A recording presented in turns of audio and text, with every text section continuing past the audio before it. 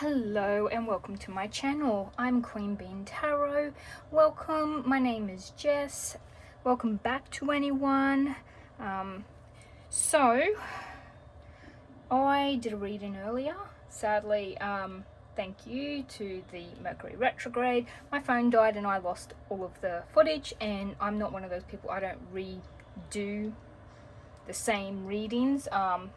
Messages come through, and once that's done, it's sort of done. So I'm doing a different reading, and this is heads up what is coming to use collectively, and I'm using this to find out what might be blocking you or getting in your way, and a whole heap of oracle, animal, spirit guides, angel, universal cards, just every card that you can imagine, and we'll see what we can get for the collective. We have a blood moon followed by a pink moon. We currently have a eclipse going to be happening on the 3rd of March. We're also in a retrograde till like the 20th of March, so a lot is happening, but I have 6 choices before you. So choice 1 is the Empress card.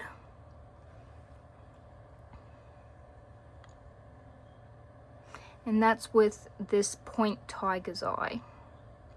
I'm very limited with lighting right now. I'm doing this at night, seeing I spent so much time during the day doing a reading, and yeah. Pole 2 is the 10 of Swords. Don't mind my geckos, and I've got that with a clear quartz. Pole number 3 is the 3 of Wands.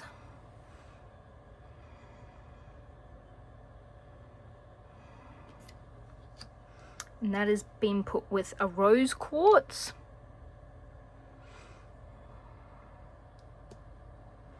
Pole number 4 is the Star. It's a major arcana as well. And that's been put with an amethyst point.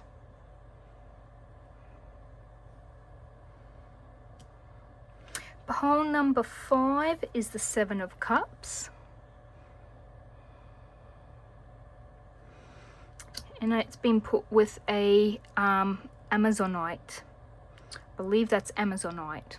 If not, it's like fluorite or adventurine. Highly doubt it. I think it's Amazonite, so I'm sticking with that. And pole number 6 is the Knight of Pentacles. And I have that one with a carnelian point.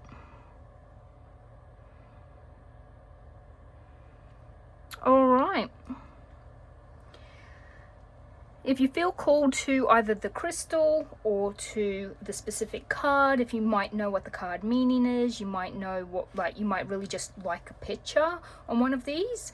You might also see the timestamps for these and choose via the timing, just because sometimes I know a lot of people like number synchronicities and stuff.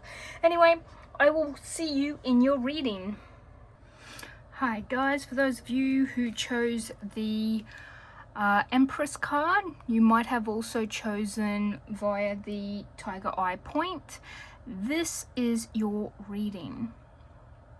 Looks like we're very happy with a picnic. I mean, we even got wine and tea on this picnic, coffee, berry salad. I'm just looking for a charcuterie board now. It looks like there's pizza, apples. Man, there's even olives.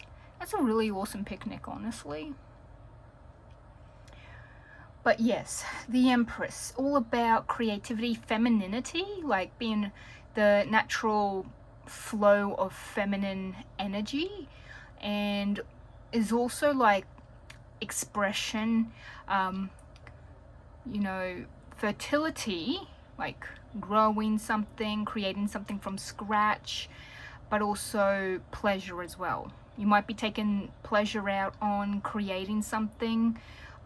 You might be finding you're enjoying being in the more feminine energy. This is for male and female, because feminine energy isn't just for one sex, like one gender, I should say.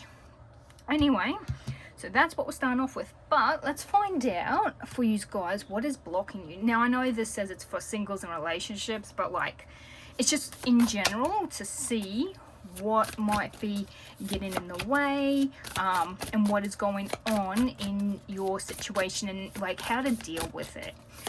So this is called heads up, and the way I like to think of a heads up is,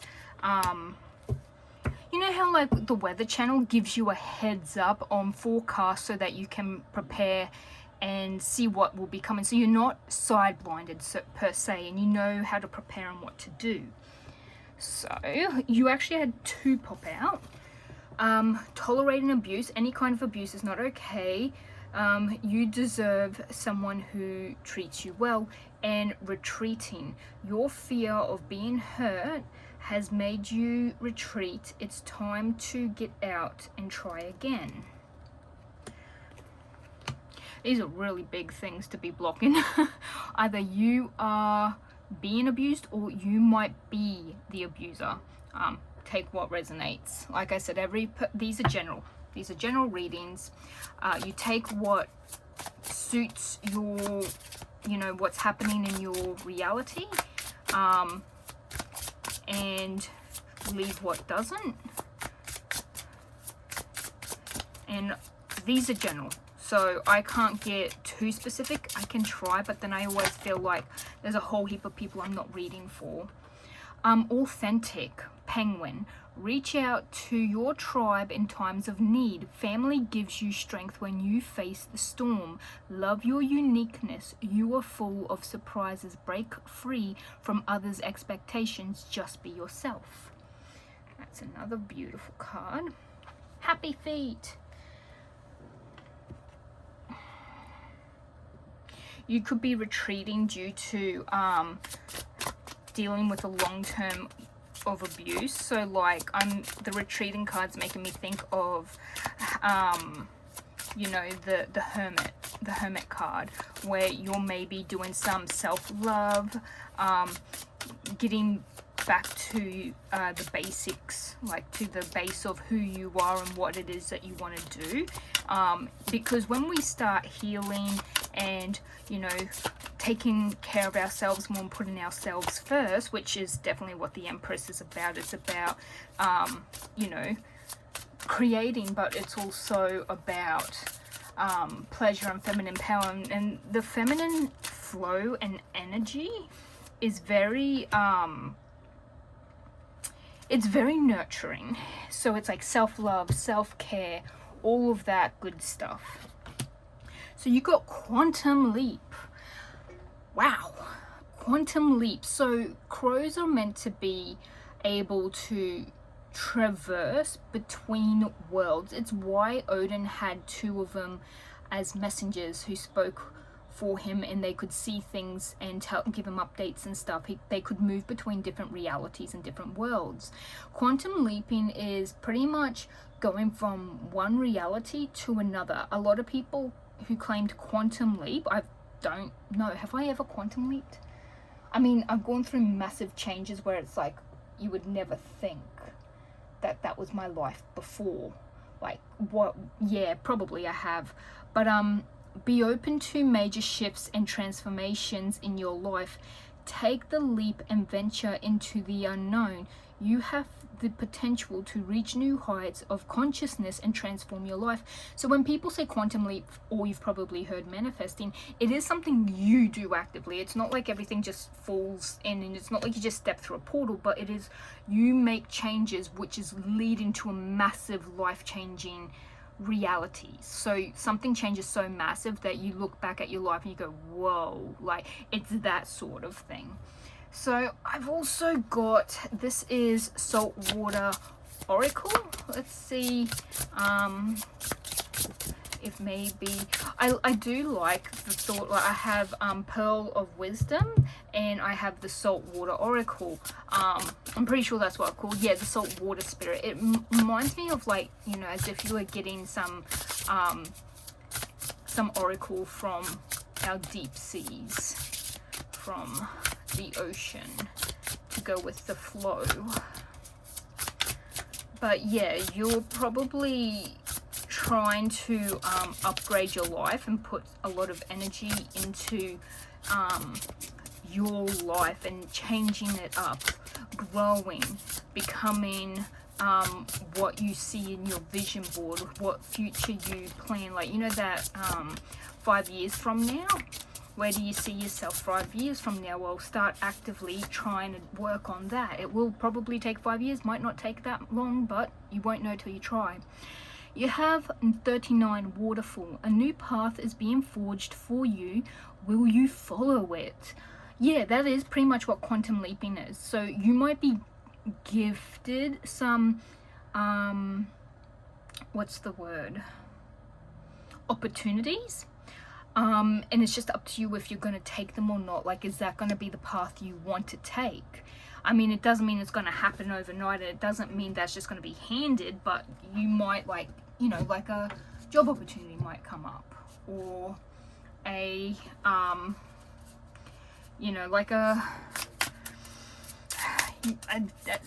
dating app might be like, download this. You might see an ad for something. Synchronicities might be important.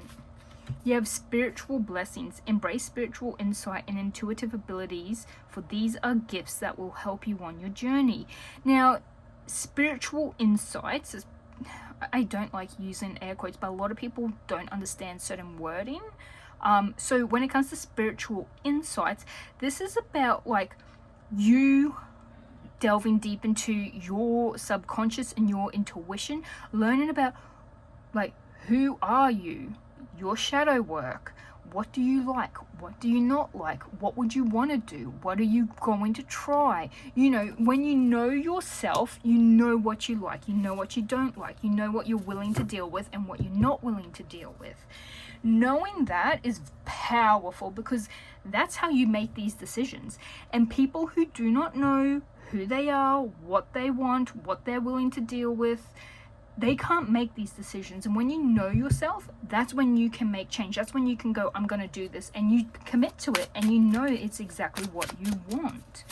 Let's see what angel might be helping you, what might be something that's going to probably help you deal with this. You've got quite a few. I think you've got 3. Oh, 4. You got a lot. You got a lot of, okay, you got a lot of angels on your side. Remember who you are. Yeah. So if you're feeling a little lost on the path right now, and you're like, this isn't the life I thought I wanted, this isn't the life I was imagining, so change it up. Archangel Michael, we'll go Michael. You are a powerful, loving, and creative child of God. You are very loved. We have spread your wings, Archangel Ariel. Do not hold back right now. The timing is perfect and you are ready to soar. It's a lot like this one. Let me see, can I? Trying to move some cards about. Beloved one, Archangel Camiel, I think that's how it's pronounced. I am helping you with your spiritual soulmate relationship. Very much with spiritual blessings and stuff, if you might realize like, oh, I'm this old, I thought I would be married by now. Well, let's start dating and see where we're going. And we have moon cycles. Like I said, we do have an eclipse coming up. We've got the I believe it's the red moon, pink moon, there's a worm moon. Like when I say red moon, I believe that's because of the eclipse. Moon cycles, Archangel Haniel. Another cool thing is that you've got 4 totally different angels. This deck sometimes have reoccurring angels because angels cover multiple things and multiple blessings.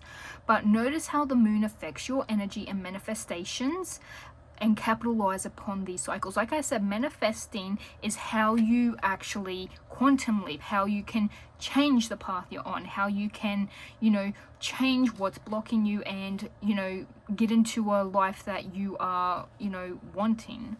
Let me see if I can move these up.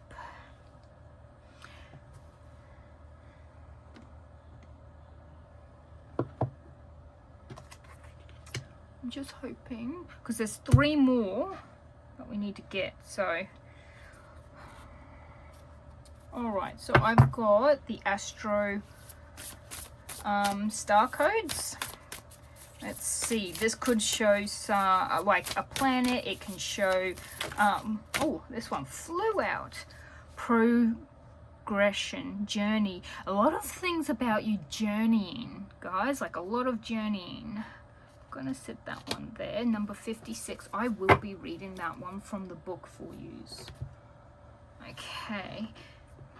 This one is the Astral Realms. It's a crystal oracle.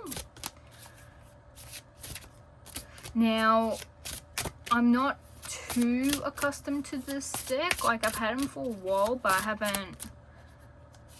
That one. Ooh, you got Cognizance, Mercury, and Emerald, number 28.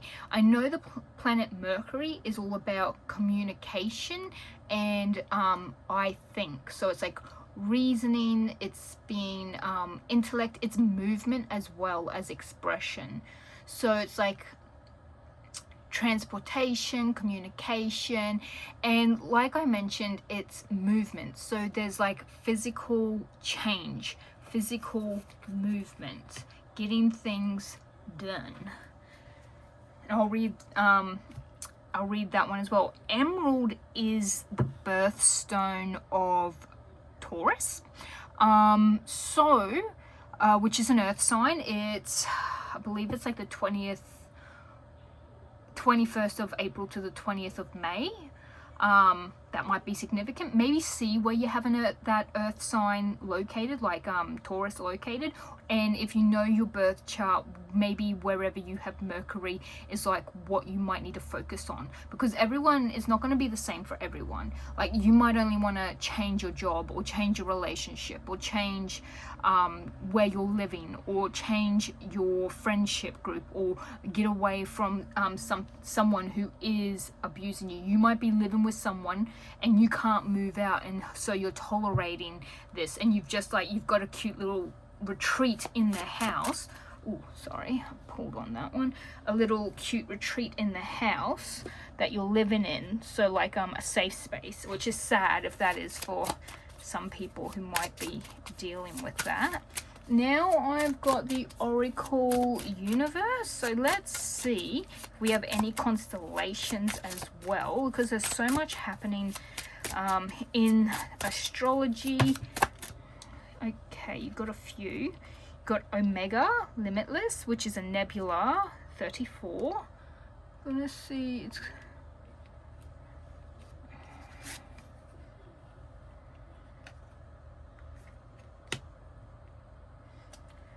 and you also got a bright star, number 44, Canopus Guidance.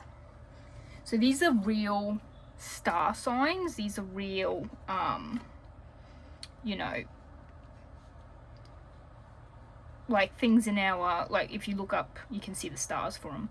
So those are all real, guys, just in case, like, I think some people don't think that these are real constellations, like Ursa Major and Minor. There is an app called, I think it's called Skywalk or Star Walk 2. Check it out. You'll most likely love it. I'm gonna stick these ones up here.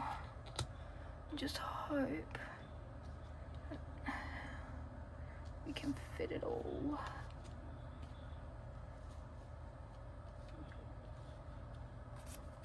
And being authentic. Alrighty. Let me move everything so I've got more room. I've just had to zoom in because lighting is terrible. Okay, so for our astral realms, which is this one, 28.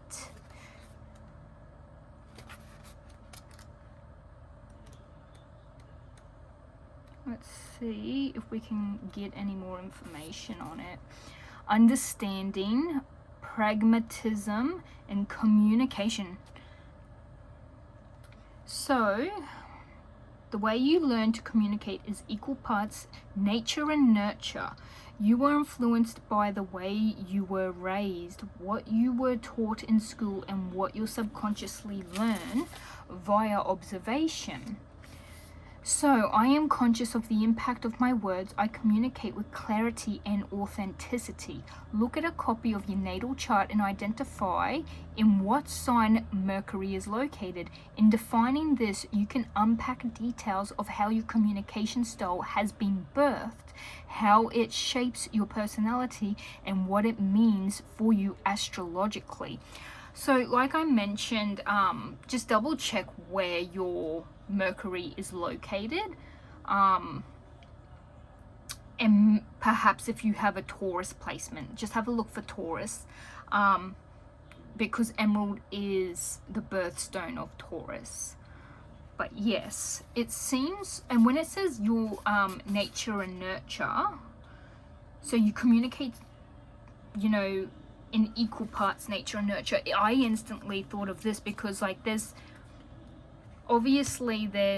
a, you know, a nurturing side of the Empress, and she's like giving food, like she's being very nurturing, very, you know, lovely and giving, and she's out in nature as well. So you might love nature, you might need to connect with nature again, if you feel disconnected. But that's what that one is. Let's see if there's anything else important.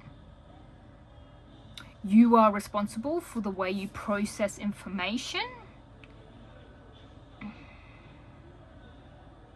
Just seeing if there's anything else. Often Mercury's placement is in your natal chart will bring valuable insight on how you need to adjust or develop the way you are speaking to others and yourself. Maybe you are, you know, retreating into yourself, and because you're dealing with abuse, you've taken on a negative way of speaking to yourself internally as well. Abuse can do that, sadly. And sadly, it's always the abuser that doesn't get the short end of the stick. It's the abused person. Okay, now I'm gonna look up these two. So we have 34 and 44. That's nice, a beautiful sequence. I love it when numbers sequence really nicely. So we're into nebulas. Limitless. Stop limiting yourself unnecessarily. Why fear so much? Understand why you limit yourself.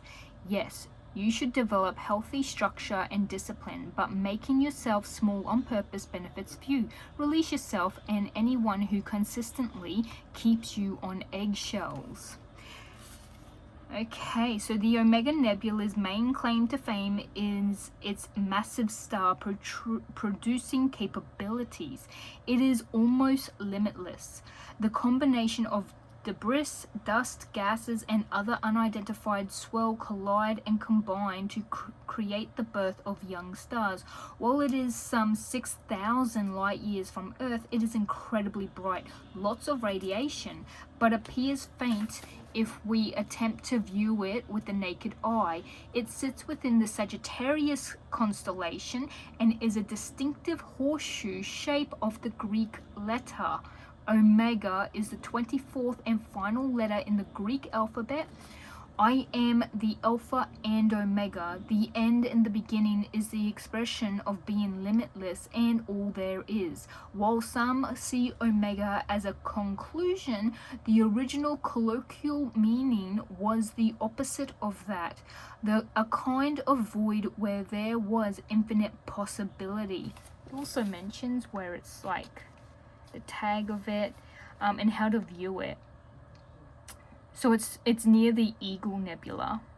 So I'll bring this up if you want to take a photo, like a screenshot, because that is its actual placement. And if you do download that app I mentioned, you can actually view it on there, and it's like from where you're standing. So it uses your placement on the world, and you can move your phone around. It uses your compass to do it. It's really, really cool, guys. Really awesome. And you just click on it. It tells you everything about it. Words of power. My creative abilities are limitless. I choose my own healthy limits. Alrighty. There's also another thing. When I heard limitless, instantly I was thinking of Gojo Satoru from JJK, which is Jujutsu Kaisen. It's an anime. Don't know if you guys are into that. If you are, then, you know, trust me, it's a, you know, I'm giving you a compliment. So you might be learning new creative ways for communication, or there's something you need to communicate a bit better. I don't know. I've got a feeling that you might be really good at communication and it's other people that are a problem. That's what I'm feeling. But you might, it's not communicating with the abuser, it might be communicating with other people about that abuse. Number 44, cannabis guidance. Take wise counsel from those you trust. Accept assistance when you need it. We cannot know everything, so look for a genuine subject matter expert. Use both your mind and intuition to make decisions. Seek and you will find. Canopus, I think it's Canopus. I'm not sure if it's just where you're located. Canopus or Canopus is the brightest star in the Carina constellation with an apparent magnitude of negative 0.74. It is the second brightest star in the sky after Sirius, the dog star. Canopus or Alpha Canine is considered a class F giant on the main sequence of stars and is a very rare F-class giant. Indicates it has a mass close to that of the sun. It is one of the 58 bright stars selected for navigation, and this is fitting since the star makes up a part of the boat of the Argonauts. Oh, yep, okay, so there is the Argonauts star constellation, and it makes it up. That star adds to it. Canopus was the brightest star of the ancient Greek constellation Argo Navis, which represents the ship, the Argo, on which Jason and the Argonauts sailed on their mission to get the Golden Fleece. The constellation was eventually split into 3 smaller ones in more modern times, Caraba, Papis, and Vela, representing the keel, stern, and sails of the ship. The Carina represents the main body of Argo Navis, and Canopus rests on the blade of one of the steering oars of the boat. The ship itself was magical, created under the watchful eye of the goddess Athena. The ship was built by its inventive creator Argus, considered the best shipbuilder in Greece, but designed by Athena. She ordered it to have wood from a sacred grove in Mount Pelion, and the mast to be made from a sacred oak from Zeus's ancient sacred oracle at Dodona. The oak beam was able to speak and give guidance to the men and Jason because it came from the oracle of Zeus. Wow. Okay, the Carina constellation is located in the southern sky, and Canopus is most easily visible in the southern hemisphere, which is where I'm located. I'm in Australia, which is very lucky for me. Words of power. I welcome wise guidance. I am divinely guided. I've got a feeling that this one is telling you very much to look for guidance and look for help in the area you need help. So if you're having relationship troubles, you'd go to a relationship like counselor. Same with like if you wanted advice with work, you'd go to someone in the field of work that you do and ask for advice. Now the last one I'm going to read for you is this one, number 56, Progression's Journey.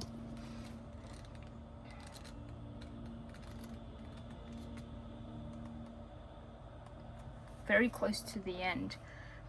Changing states, climate. Nope, that was 55. 56, progression. Okay, the planets continuously move through time and space. When you were born, you imprint the patterns of that moment which are described in your natal chart. But the planets keep moving, and you also imprint the patterns they make as they progress through those first few months. These progressions sketch out the big sweeping journey of your life. You live that pattern out at roughly the rate of a year to a day for the rest of your life. Once you're born, you can't choose the cycles you live through, but you always choose how you respond. Oh, interesting.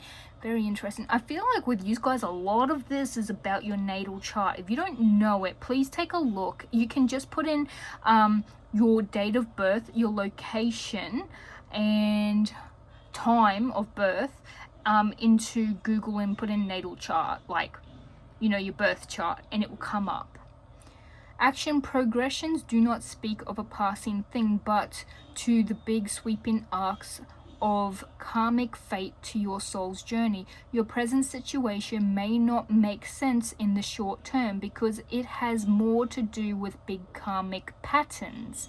Okay, so you're what you're going through, you're meant to be going through this. Unfortunately, the only thing you can control right now is how you're reacting, and you've had a lot of stuff about communication and seeking out advice and working on you know, journey and creating the life you want, you know, being your authentic self to grow and change things. So when things change, it's because it's in your natal chart, but how you respond and how you are acting towards those changes is what you can control. Your reaction to actions. Your gift: trust the tides and set your own sails. A lot of stuff about sailing, about traveling, about moving, about cycles and tides. So tides are directly controlled and influenced by the moons, like the moon cycle.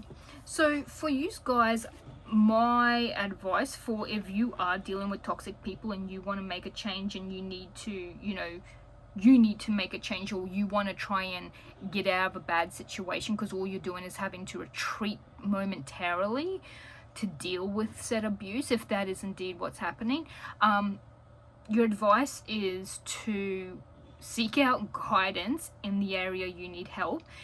Check your natal charts. Learning about yourself, I feel like you're going to learn a lot about maybe what it is that you want to do or what future. It might help you get a vision board going. I do want to get some extra tarot about your next steps with dealing with this. What is my beautiful pole number ones? The Tiger Eye Point and the Empress card. What are the next steps with dealing with this? You got the Three of Pentacles, teamwork, yeah, seeking out help, and the Devil. So the Three of Pentacles is, you know, it talks about beginning work with a team or a project. You play a role in this too, and it seems that your efforts are finally getting recognized. Let your skills and capabilities shine, but remember that your fate is currently tied to others. Skill, teamwork, and encouragement. Meanwhile, the Devil is about, you know, your shadow self, your darker side, maybe bad habits, stuff like that, like what's it called, materialism, stuff like that, and, you know, patterns, relationships and addictions, like these behaviors and these negative habits. You might be dependent on someone, but they are abusive, for example. It is about, you know, your 7 deadly sins, and I've got a feeling you're gonna have to probably work with others. Either these are your, you know, bad habits, or this is the person who is not treating you right. You're gonna be working with others either to create a scenario which is going to get you out of it. Like, you might be working with others at work and doing really good, or you might even have friends and you talk to them and they're like, okay, we need to make a plan. Or you're talking to a counselor or to a therapist and like, okay, we need a plan. I'm going to help you, you know, look for jobs, or I'm going to get you connected with this job place and we can upskill you, or, you know, we'll get you more like help so you can, you know, get more money income and then move out. Like, it's something like that. You end up teaming up with people. So this doesn't always mean that you're working with others based on this can also mean that you're, you know, teaming up with people. You might be getting help like food stamps and stuff as well, so you have more money to stretch in the long run, and that's gonna help you get out of these chains that you're stuck. There's something that's making me feel like you're stuck, and it's sad because you're a very kind, caring and nurturing person, and you're very creative, you're very smart, and you're very capable. It's just sad that like this is the like one thing that's really a kink in your life, and I feel like maybe you're a people pleaser and you've been stuck in this situation for quite some time. On the bottom you do have the 5 of Wands, which is disagreements, competitiveness and rivalry. So this could be, I've got a feeling this is more like disagreements. So the people who, you know, might not agree with your point of view, if you're like, I do not agree with, like, you know, you are actually abusive, they'll be like, I don't agree with that, I don't believe in you, and stuff like that. So as you can see, well, I don't think it's competition, I think it's disagreements. It's people not seeing eye to eye. If this is indeed with work, it would be, you could also be put into a contract for a job, working with people. Just remember to, this could be why it's telling you to get better with communication, especially if you're going to be leading it. And that's probably why you also have the Empress showing up, for your creativity and your ability to listen and be very feminine in your nurturing nature of this project. This could be you working for a abusive company, and you're just swallowing your pride and going, okay, yep, I'm wrong, you're right, you know, just to keep your job until you get enough and can get out. And this is them probably giving you a chance, but it is going to probably be hard, or there's going to be competition, or, you know, not everyone's going to fall in line. So I want to get an outcome. What is the outcome for my beautiful pole number 1s? Ooh, this one. The Emperor. You go from the Empress to the Emperor. You really step it up. So this is when you go from your feminine to your masculine, which is like power, it's stability, it's protection. I really feel like you go from you're being creative and being very feminine and nurturing to being very authoritative, being the leader and putting in the structure. You might also get, so if you were after that promotion, to stop having to deal with someone in the workplace, or, you know, so you can put it on your resume and then go for a different job. But you are definitely taking charge, and this is a huge step up, even though there's nothing wrong with the Empress, it's just more feminine. You're going to be taking on more of that masculine, that yang energy, which is more direct and straight to the point, and it is, you know, it gives you that security.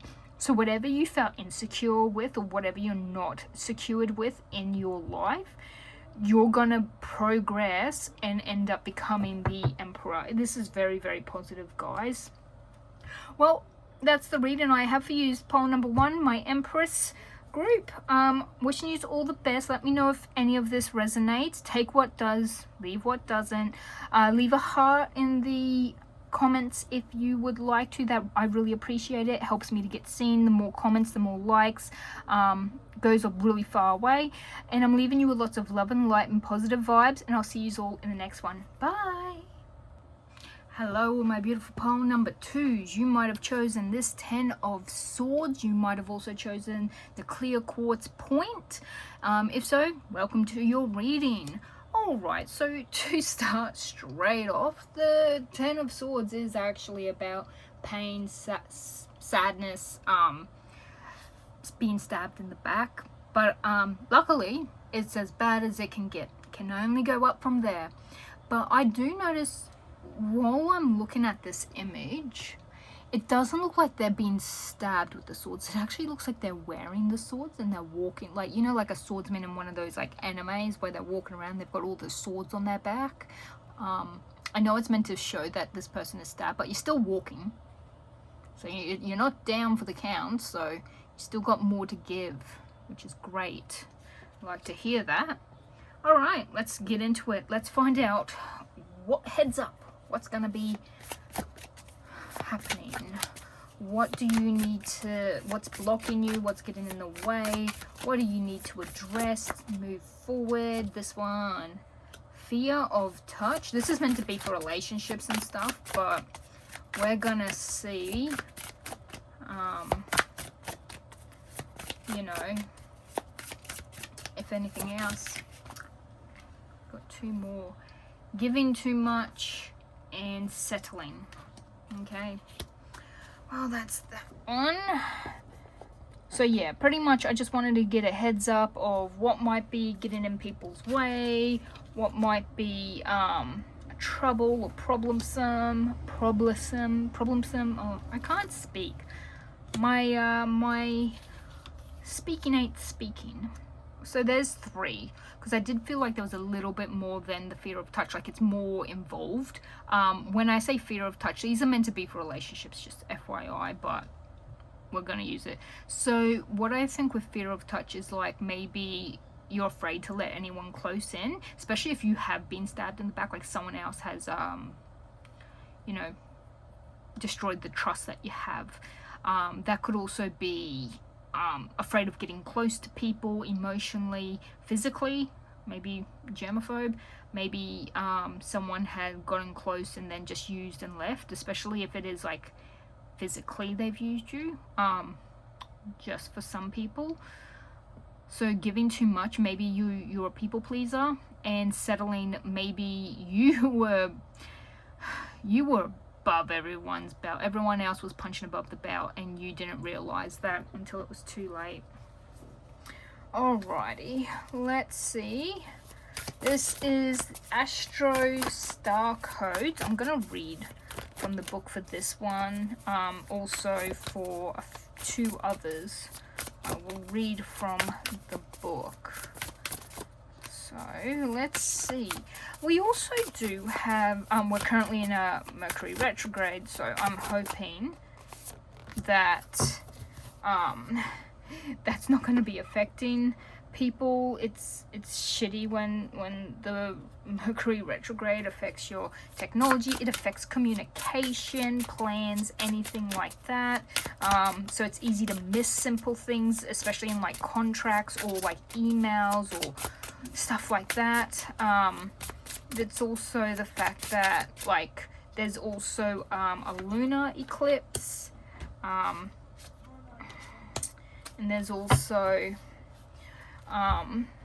so there's a lunar eclipse, there is a red moon, pink moon, and worm moon. I don't know if they're all different. I'm not very savvy when it comes to astrology. I just know what I've heard and read and seen.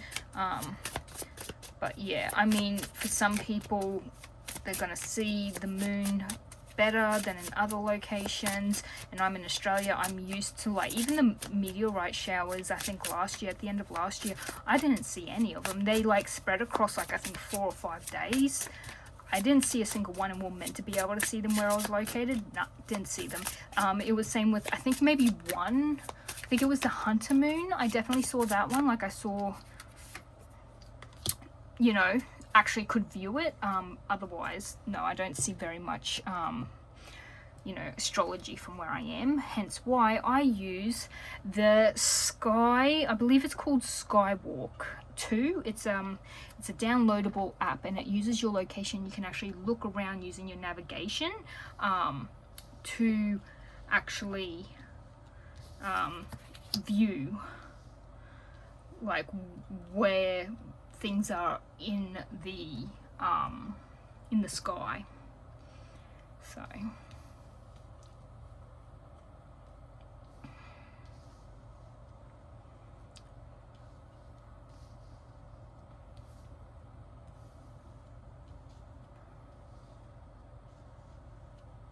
yeah, so you've got quite a few cards coming through, guys.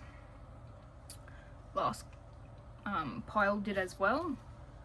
So you have action, the bobcat. It says you are strong and capable of acting upon your intentions and manifesting your desires in the physical world. Let your action drive you towards full potential and create the life you deserve. And then miracle, which is Pegasus.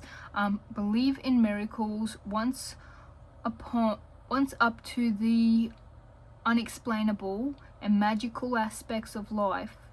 Open up to the unexplainable and magical aspects of life. Miracles happen when you are receptive to the unexpected and trust in the infinite wisdom of the universe. You also got community, the bee. You are a powerful creator. Your work blesses everything you touch. Your work blesses everything you touch. Be open to receiving sweetness. You are the queen of abundance. And funny that you came to Queen Bean Tarot. And there's also number 53, opposition and confrontation. Interesting. Okay, let's get beloved one. So Archangel Camiel, I am helping you with your spiritual soulmate relationship, which is very interesting. Maybe you have competition with, a partner, like someone's trying to get your partner's attention on them. Who knows? Let's find out. So this is one of the ones I will read the book on. This one is I believe it's, I'm trying to think and my brain's just stopped. It's the Astral Realms Crystal Oracle. Oh, that one came out sideways. Number 4, intention, the heart chakra, and moss agate. I love moss agate. It's beautiful, very, very beautiful. Sorry, this keeps moving. Okay, let's see, what else do we have? What else indeed? Okay, I have Pearl of Wisdom. Let's see. What Pearl of Wisdom do we have for pole number 2? Our 10 of Swords. There we go. Surrender. Just seeing what you guys can see. Perhaps I can pull things down and make it all fit.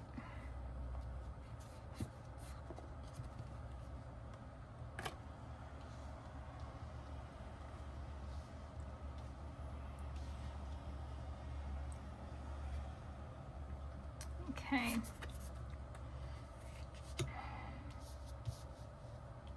Number 4, surrender.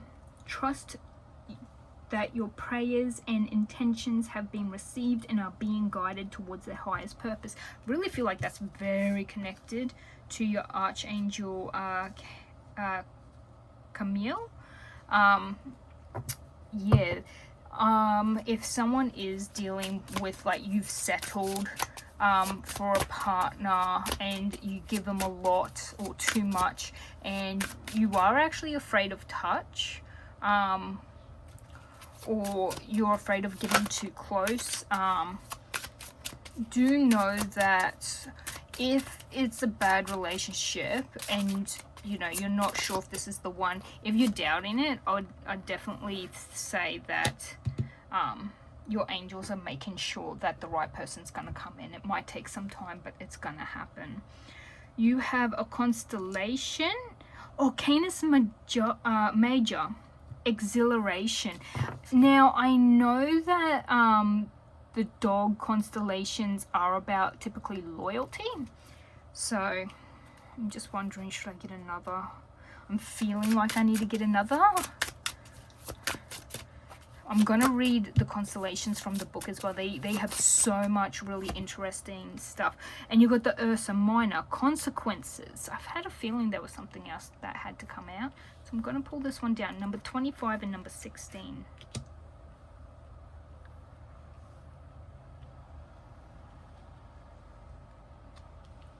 Bring that one up.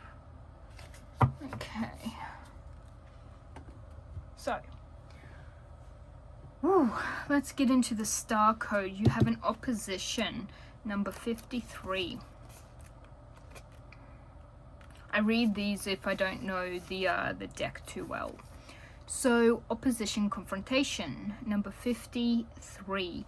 When two planets oppose each other across the circle of the zodiac as the sun and moon do on a full moon, both planets will either be in signs of yang element, fire and air, or yin elements, water and earth, and stare directly at each other across the earth like partners in a wrestling match. The opposition can feel like a dare or a challenge, like boot camp, when a confrontation pushes everyone to grow.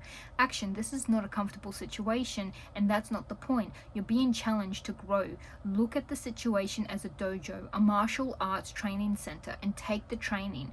You don't have to trust the wisdom of the people you are wrestling with, but you can trust the pattern itself in the great cosmic workout. Practice your best skills, stay centered, and operate from wisdom and strategy instead of emotional heat. Listen for hints on how to improve your style.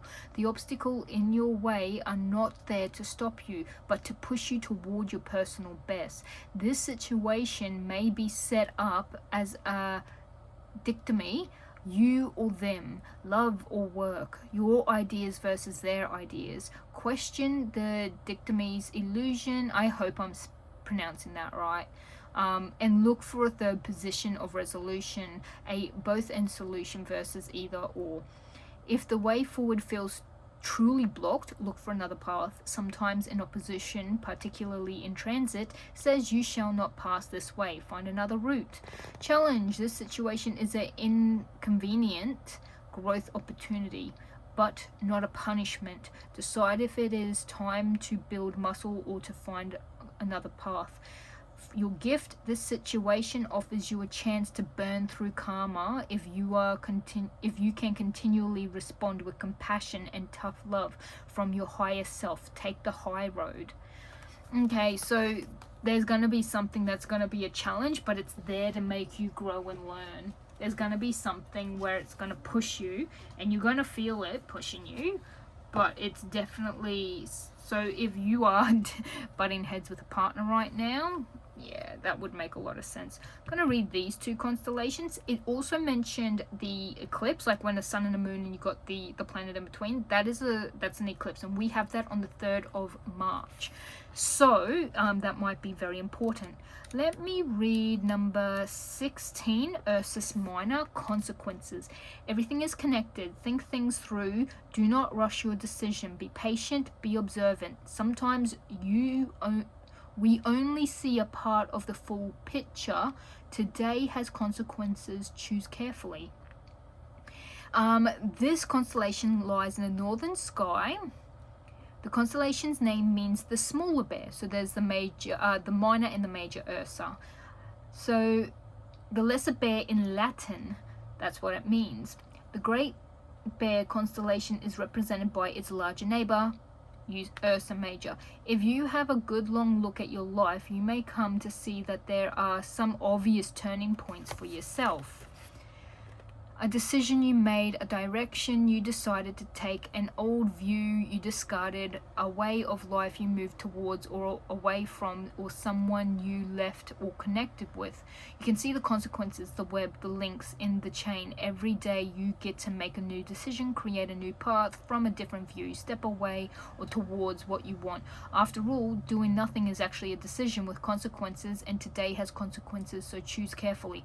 This constellation is believed to have been created by Thales of Miletus, a philosopher and astronomer who lived between 625 and 545 BC and was known as one of the 7 sages of Greece, early 6th century philosophers known for their wisdom.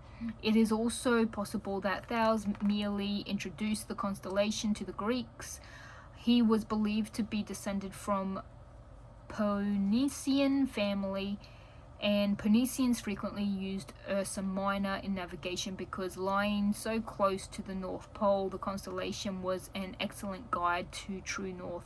The Greeks sometimes called the constellation the Phoenician, I hope I'm pronouncing things right, before it became known as the Little Bear. Ursa Minor was known as Dog's Tail or Cernosura. Okay, so that is where you can find it, if that's what you want to do. The words of powers, I am aware of the consequences of my actions. Which is interesting. So it's about making decisions that is going to, I think I just went past it, that's gonna, knowing that every action will have consequences. It's reminding me of The Witcher. You know how he always has to weigh up, you know, which evil to choose. Like, both choices are gonna suck, but he has to choose a lesser evil. Like Geralt, when you play, like, especially if you play the game, you definitely, everything comes out bad. It's like, but which ending is not the worst? Yeah. Canis Major. Exhilaration. Whatever peak experiences are for you, seek them out occasionally for good mental health. Run and dance like no one is watching. Seek joy, seek flow. Find your wildness, be a loyal friend. Do something simply for the fun of it. Watching a dog run flat out, tongue out, and fur flying, and simply reveling in the joy of the running experience reminds me of the exhilaration of peak experiences and why we should seek them. Peak experiences are defined by psychologists as a heightened sense of wonder or an ecstasy over an experience. In short, peak experiences can be spiritual. They can be very fulfilling, and they are so significant we remember them. They kick in that magical state of flow which feels incredible, where time disappears and we, in fact, feel super connected. Many people think of peak experiences as doing something dangerous like skydiving or driving fast, but that is not the case. For most people, moderation is the key in this, otherwise it's not peak. It's just constant stimulation. The mythos around Canis Major is most often one of 2 stories. The first is the story of Lelapes, a magical hunting dog who would always catch its prey. The dog was a favorite of Zeus and given as a gift to Minos, Procris, and finally the hero Cephalus. Cephalus was after the Tumician fox, a creature that was killing men and beasts, and so he let the dog that he got from Zeus on the trail. Trouble was the fox was also magical, and in that it could never be caught. Zeus saw the future for the pair, the paradox of the 2 magics and the chase never ending, and eventually put them into the sky as constellations. Interesting. The second story was that Canis Major and Canis Minor are the hunting dogs of Orion, wildly pursuing Lepus the hare. The constellation of Canis Major was being observed by the ancient Mesopotamians and Babylonians as the bow and arrow, not as a dog. The goddess Ishtar being linked to the constellation, the Chinese saw the dog as the vermilion bird. The Thurumba people of indigenous Australia saw it as a bat with wives who are a brown snake and a black snake. Canis Major contains the brightest visible star in our sky, Sirius, the dog star. It is close to our solar system, giving it a clear brightness. Other stars in the constellation are actually brighter, but further away, making them appear dimmer. It also contains the Thor's Hammer Nebula. There's a lot of different animals just in that one. Because of where you're located, it will look different as well. It's very interesting. Words of power. I seek joy and exhilaration. There might be consequences for certain choices and for seeking out exhilaration, but it's also, there might be more consequences if you don't live your life, you know, in the moment. Then I will read this one. It's interesting. This one has like what looks to be a Chinese symbol there. I don't know if you can see it. So maybe it did say the vermilion, that the constellation for Canis Major was seen as something else. So that's also interesting. Oh, look at that, straight onto it. Mossa Gate, heart chakra, intuition, abundance, and balance. Setting intentions is one of the most powerful ways to move forward from what may be holding you back. This practice is symbolic, like planting a seed and watching it evolve into your unique and divine human experience. Activation. My heart is open to receive abundance and gifts from the universe, and I allow my intentions to come to fruition. Mossa Gate is a stone of emotional healing and is to resolve blockages and rebalance your heart chakra with green crystal energy. Mossa Gate is here to guide you on your soul journey and aid you in clearly understanding your emotions. Harnessing the energy of Mossa Gate allows you to align yourself with success, prosperity, and wealth, and accept it all with an open heart. So that's really awesome.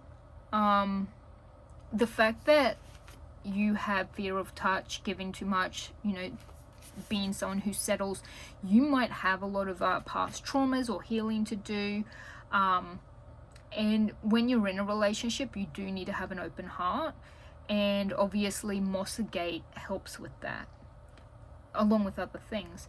It does have this activation guide for you, so if you want to take a picture of that.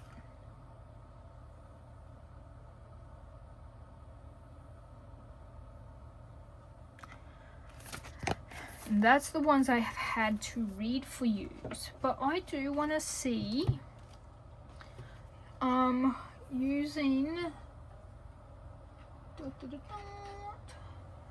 some tarot again. Let's see for beautiful poll number 2s what it is that you like, what you should do, like what's your next steps now that you've seen this. Okay, you have the Two of Wands, so yeah, you're definitely looking towards the future. You might be traveling.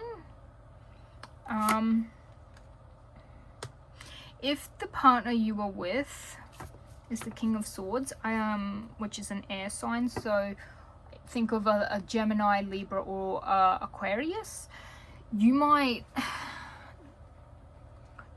be considering or looking towards the future and trying to imagine the current partner you're with in the future, like trying to see your life with them.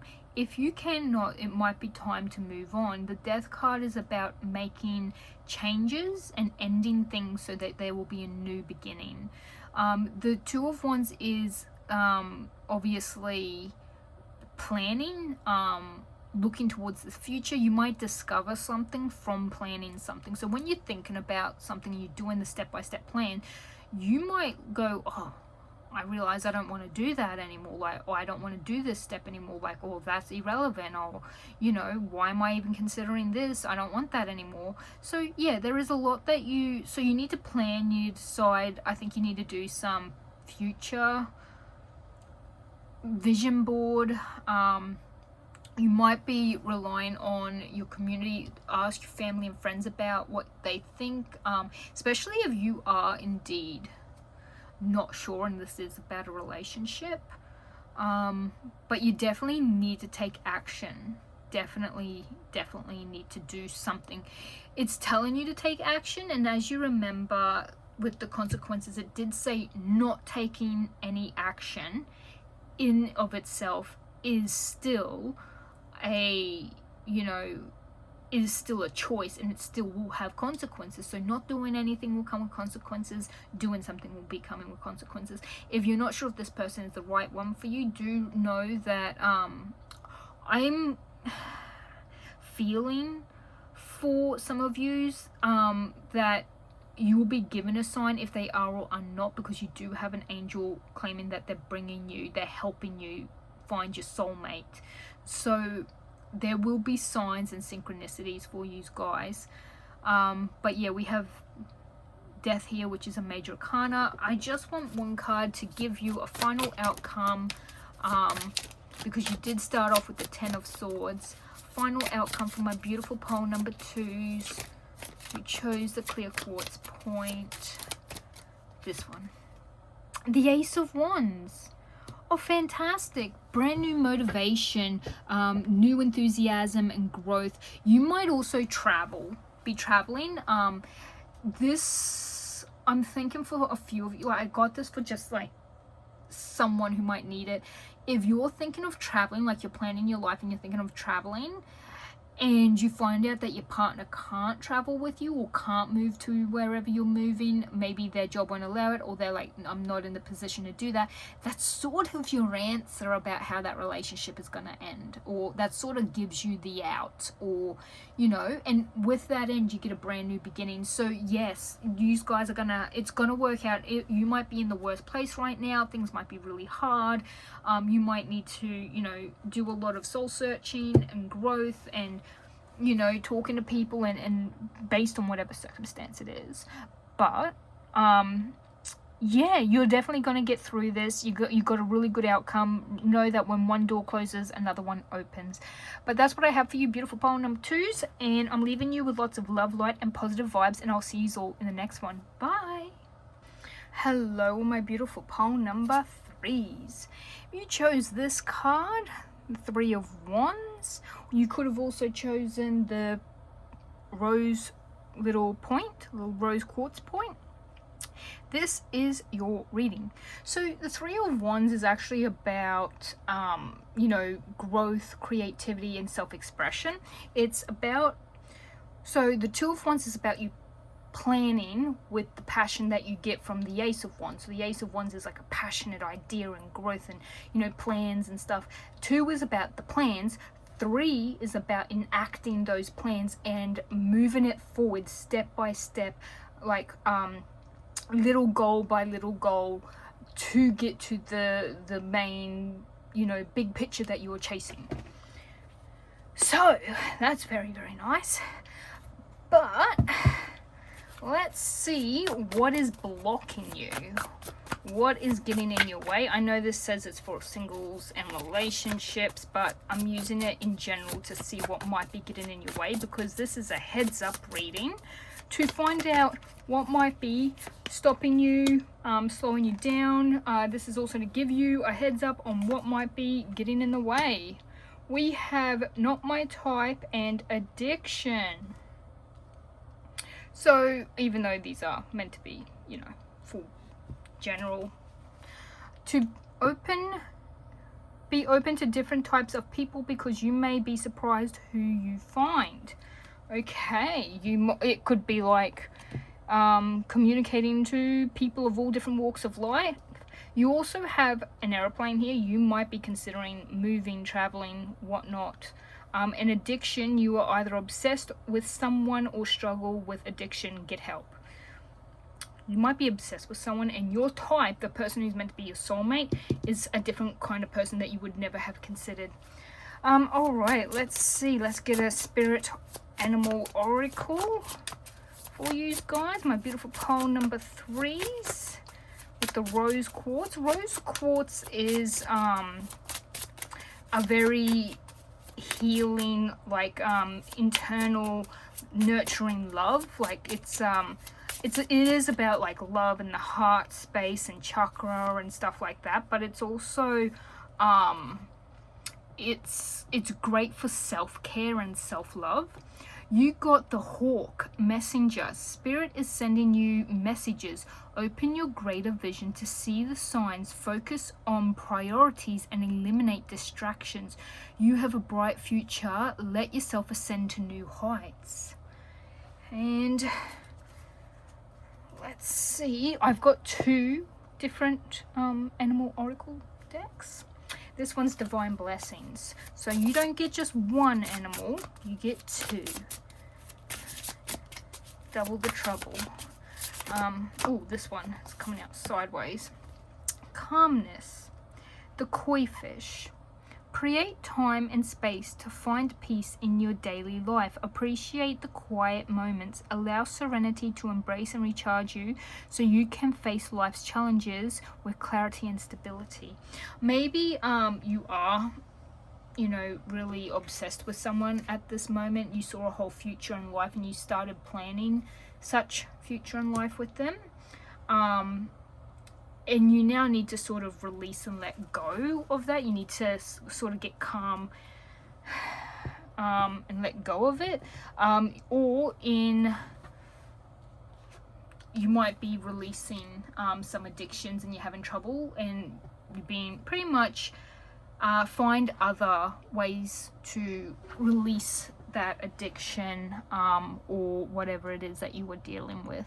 This doesn't have to be like, substance abuse. It could be like addiction to like online games, and you just, press that little button and there's an automatic thing that comes out of your account, like, $4.99, $5.99, $8.99, $14.99, and it just adds up and adds up and it becomes an addiction. Could be spending. You might have a spending habit. It could be, biting your nails and having unhealthy nails. Who knows? It can be a lot of things, because there's all different types of addiction. People can be addicted to everything and anything. There's so much. There is a lot of it is actually rooted in, our our mental health as well. Breathing work might really help out with you guys as well. Number 40. So this is the Saltwater Spirit Oracle card. It says, embracing the present moment and evaluating my life from an outside perspective. Look at things from an outside perspective. It's very helpful. And we also have our Pearl of Wisdom. Let's get a Pearl of Wisdom for you guys. It's 3 of them, Jesus. That's a lot. Let's see what they say though. It might be extremely relevant if they're all coming out.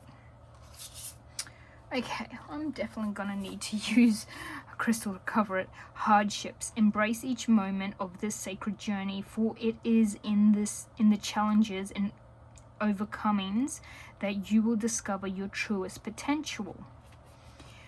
Yeah, I think dealing with an addiction, even though it's so hard, when you overcome it, it's going to be the most phenomenal thing, and I think you're going to be so proud. I think everyone's going to be very proud of you for whatever it is.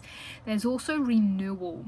Nurture the sacred essence of your being by honoring your soul call. Allow the stirring of your innermost passions and embrace the awakening of your spiritual senses. And then prevailing. Stand firm in your beliefs and trust in the guidance of the universe. Know you will emerge stronger and more resilient than ever before. So you are going to persevere. It's going to take a lot of work. So this one's beautiful, but this one I think has some naked ladies on it. So I'm going to cover this when I lay it down. I don't want to get in trouble. I don't like getting in trouble, guys. I actually might be able to lay these down like such. Let's see, this sometimes moves and I don't like that. So you're gonna have some hardships. You're gonna be working on. You might have suffered from something or dealt with something, and you become an ambassador or a spokesperson, or you talk up and promote something a lot, like, you know, you become a spokesperson or an ambassador, or, you know, yeah, you do that a lot. I've got a feeling it could be anything. It could be something that isn't widely known. I'm gonna take this one. Spread your wings.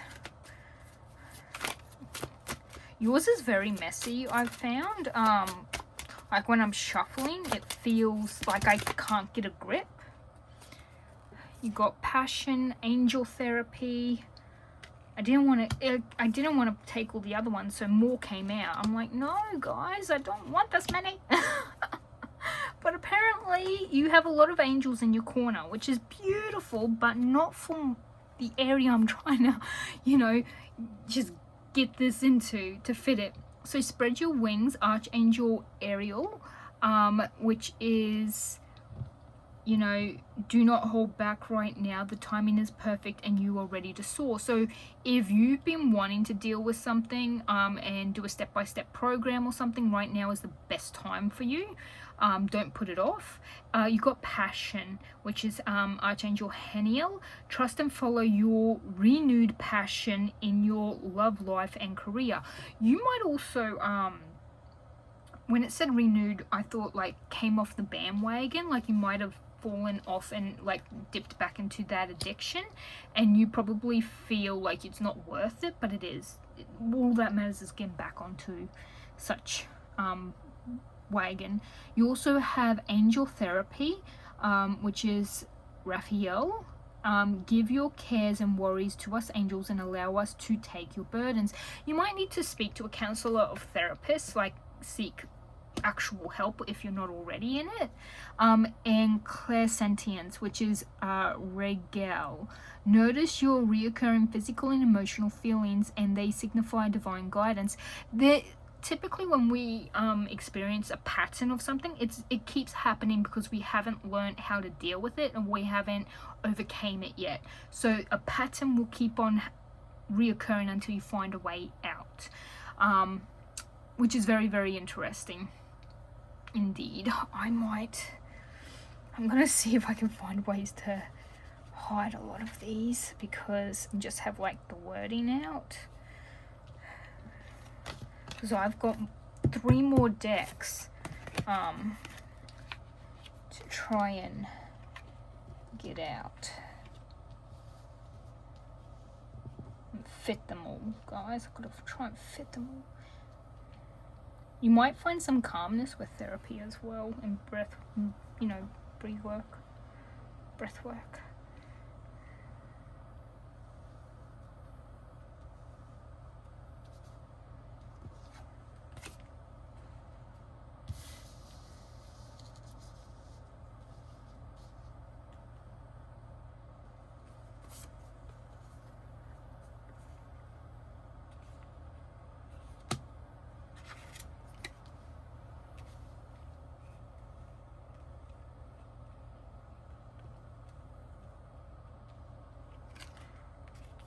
There we go.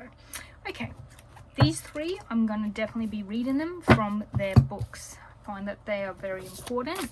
Typically I get them all out, then I read them, but I'll see how we're feeling, because your cards are very clumsy and sometimes a lot of them are coming out. I say your cards as if you own them, but it's like when this energy I'm feeling feels a little bit lost. It feels a little bit all over the place, and it also feels a bit like you're not sure, do I do this, like, or do I do that? I think you've been planning, you've been trying to do a lot and trying to sort out a lot of stuff.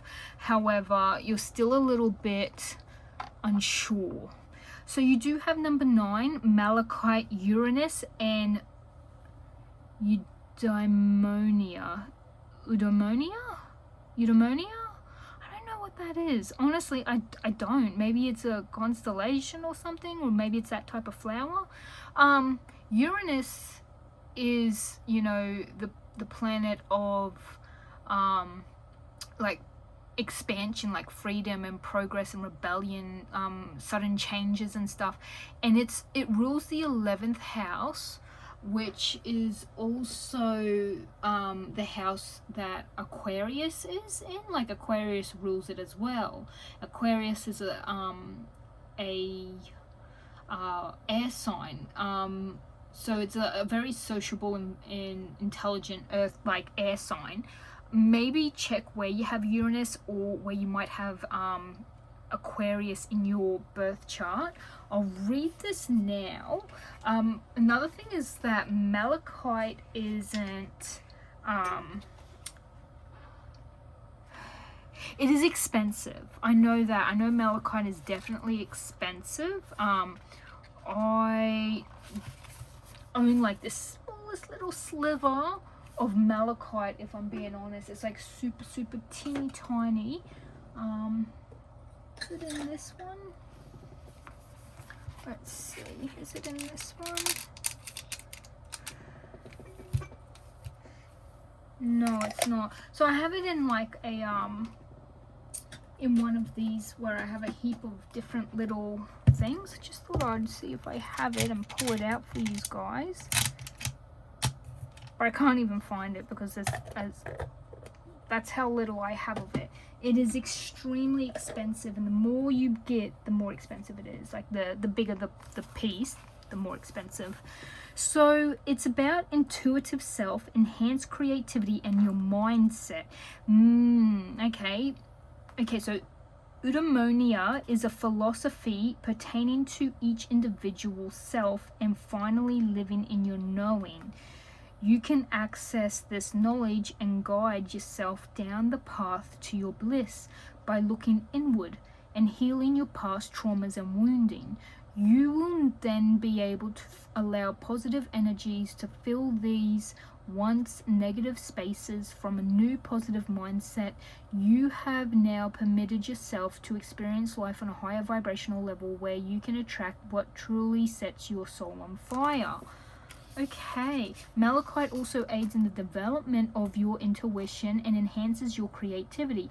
It could also be used in conjuring with the third eye chakra to encourage visions, and when used with the heart chakra, it can bring balance to your relationships. Uranus, which aligns perfectly with malachite, represents liberation and transformation and pushes you towards a life in enlightenment and progression. Known as the Great Awakener, Uranus assists you in expanding boundary lines and elevating your mindset so you can teach this process collectively. My heart and mind are open to elevate my vibrational approach to life and make space for eudaimonia. I butchered that, didn't I? Okay. Next up, I'm going to see what constellations might be relevant for you guys. Or like bright stars or anything. This is the Oracle of the Universe by Stacey DeMarco, but it's illustrated by Kinga Britshagy. Oh, I should stop pronouncing things or attempting to. I can see that. You have a constellation Cancer distraction. As we know, the Cancer sign as well. It is the crab, which is a water sign. It is the ruler of the fourth house, which is the fourth house is your home. Cancers are very intuitive and creative, and this is all about intuition and being creative. Let me see. I believe if I do have this right, the moon is also rules the fourth house. So maybe check your moon placement and Cancer placement, but I will also read that one. Number 4, right at the beginning, guys. Okay, distraction. Do not get distracted from your goal. Hold your focus. There is worth in being aware of all your options and being calm. Do not be goaded into chaos. be strategic in solving your problem, but you must take action. Oh my God, you've got calmness, you've got goal setting and plans, and then you have this one telling you to focus and not be distracted. I mean, dang, guys, these are really synchronizing. If there is one very complex mythos that certainly is a test of endurance, it is the story of Hercules and the 12 labors. To complete the 12 labors, which ended up being 13, poor guy, the hero had to have both luck and a serious focus. The hero Hercules was charged with defeating Hydra, the many-headed monster, as his second labor. The Hydra was tough to kill, as one drop of its poisonous blood would be the end, let alone battling its many heads. Hydra, a creature of the goddess Hera, battled Hercules on the edge of the sea. The giant crab Carcinus came forth to help Hydra defeat the hero. Hercules was focusing on Hydra and did not see the crab coming from behind him with its sharp claw. Hercules was attacked on his foot and there was much blood and damage to his leg. Hercules then hit the crab with his club and ended its life under his boot. Goddess Hera elevated the crab to the sky for all time for its service. Cancer is a medium-sized constellation set in the northern celestial hemisphere and is the second dimmest. It is hard to view with the city lights. It has 5 stars but is most famous for the open star cluster called the Beehive. I am focused on my goals and intentions. Very, very cool. So you need to really stay focused on what it is that you're after, what it is that your goals are, what you have planned for your future. And indeed, if you are dealing with like addictions or a person or planning something like that involves other people, you're gonna have to stay really focused. You might be waiting for some news coming in as well. So let's see, I've got astro codes, and then I'm going to do some, just only a few, tarot. Typically, I do a lot of tarot and no oracle, so this is very unusual for me, but I find with all of these oracle cards, I'm getting, we're getting a really big picture for a lot of people in the collective. Now, these aren't very hyper-specific because they are general readings. If you want a really specific one, you're going to have to do one-on-one. You guys have a lot. I had a feeling you would have a lot fall out. Can you tell I'm upset? You have progression, journey. You have your south node. You have your descendant. It's invitation. You might be waiting on an invitation from a messenger. You also have 6th house stability. So this is the 4th house, 6th house, and then Uranus is 11th house. If you don't know your birth chart, it's probably good to look them up. And you also have opposition. This one came out and this one came out in the other ones as well. So I was going to read these, but there's too many. There's far too many, guys. But the self note is all about learning from past actions. 33 on the 3rd of March, so 3-3 is our eclipse, the moon eclipse. So we will be having that. You might get a light bulb moment, which will make you realize something of your past. Descendant is an invitation, so there's something that's coming towards you that might help with your progression. And your 6th house is all about, let me see, there is Mercury is a ruler of the 6th house, and that is about like communication, transportation, movement, it's intellect, it's all of that. But there's also Virgo also rules the 6th house as well, and Virgo is an earth sign as well. They're quite practical and faithful, very faithful. Hard work is really good with money as well.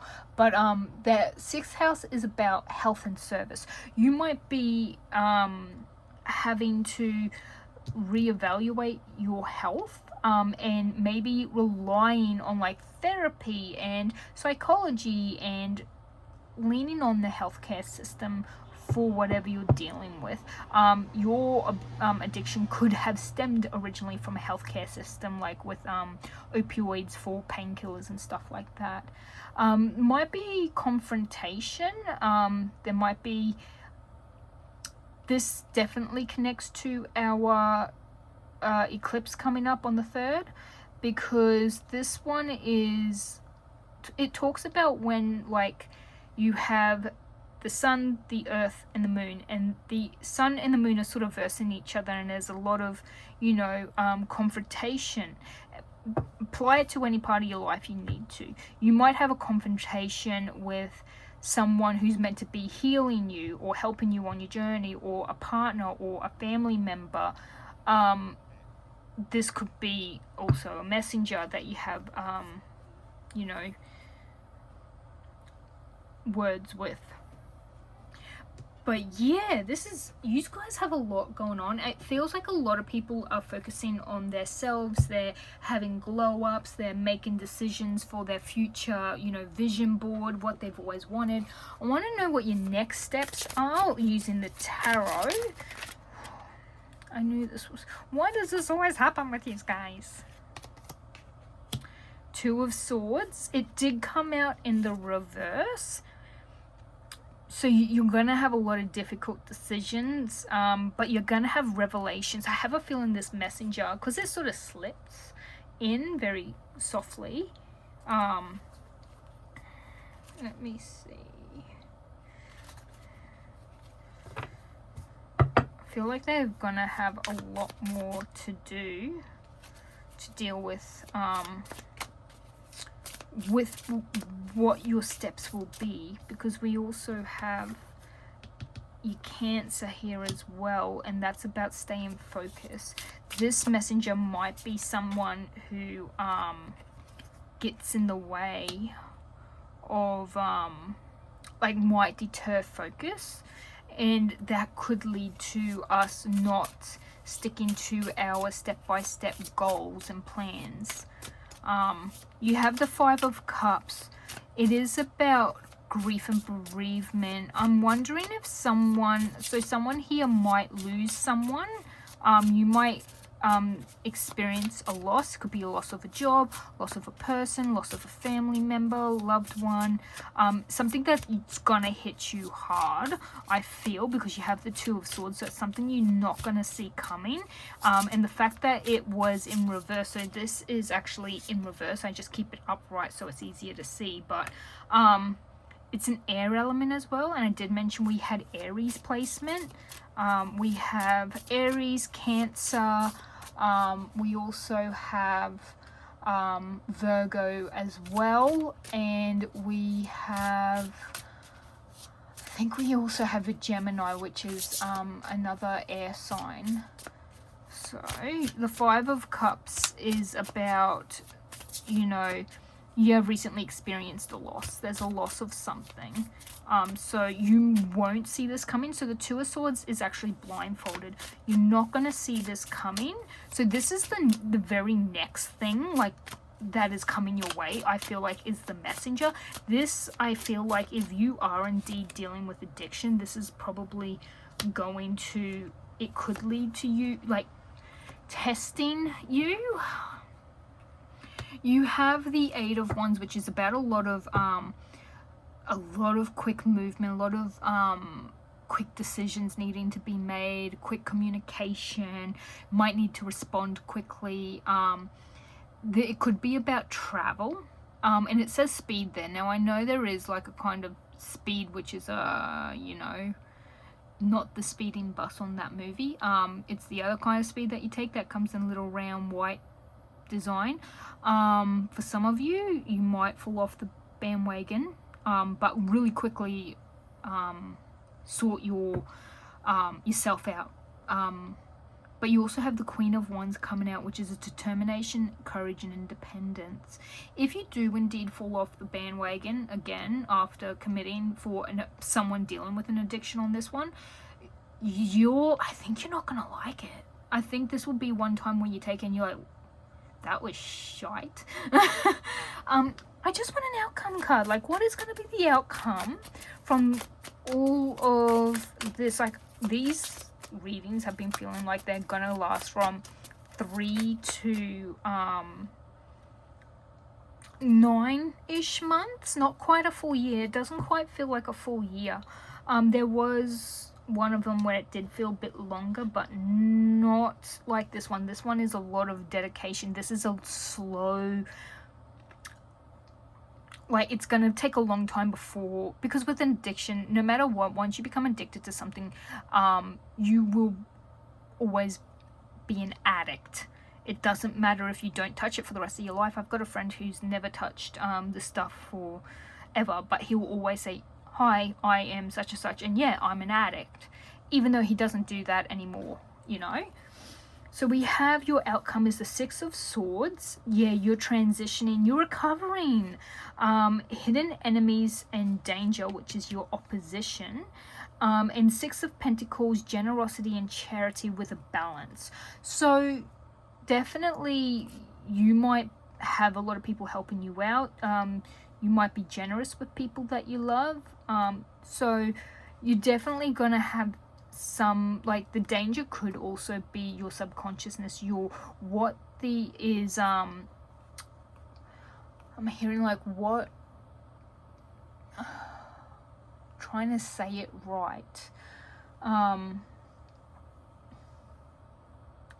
you know, like what past, like, negative, like, troubles you have that leads to it. Like, what darkness have you got from your past that is still affecting you?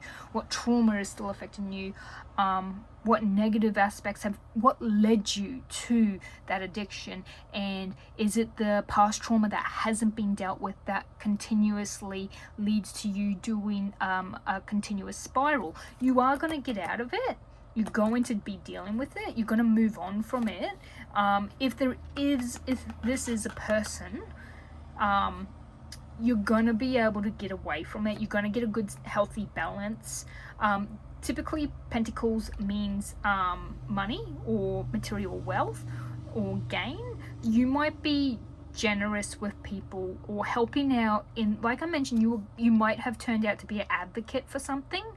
To do with this, you might be generous with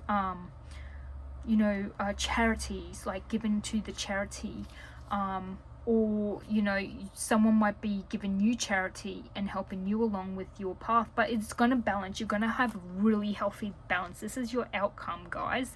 These 3, which is, I've not had so many cards come out for the other groups, just yours. Yours was very unique, very clumsy, but very, very important. And like, I just want to keep talking and make sure I'm very clear with what I'm trying to get across. So you're definitely going to get a message from someone. It's going to be not good. It's going to probably, it would surprise me if you don't fall off the bandwagon, in all honesty. Do be kind to yourself. Give yourself benefit of the doubt. Don't beat yourself up if that is indeed the case. Just make sure you get back on the bandwagon, put yourself first. You do have someone in your vicinity who is not good. Opposition. This opposition, if you do indeed have to deal with someone passing and you do get an inheritance, someone might oppose it. Just for someone, that is definitely coming up.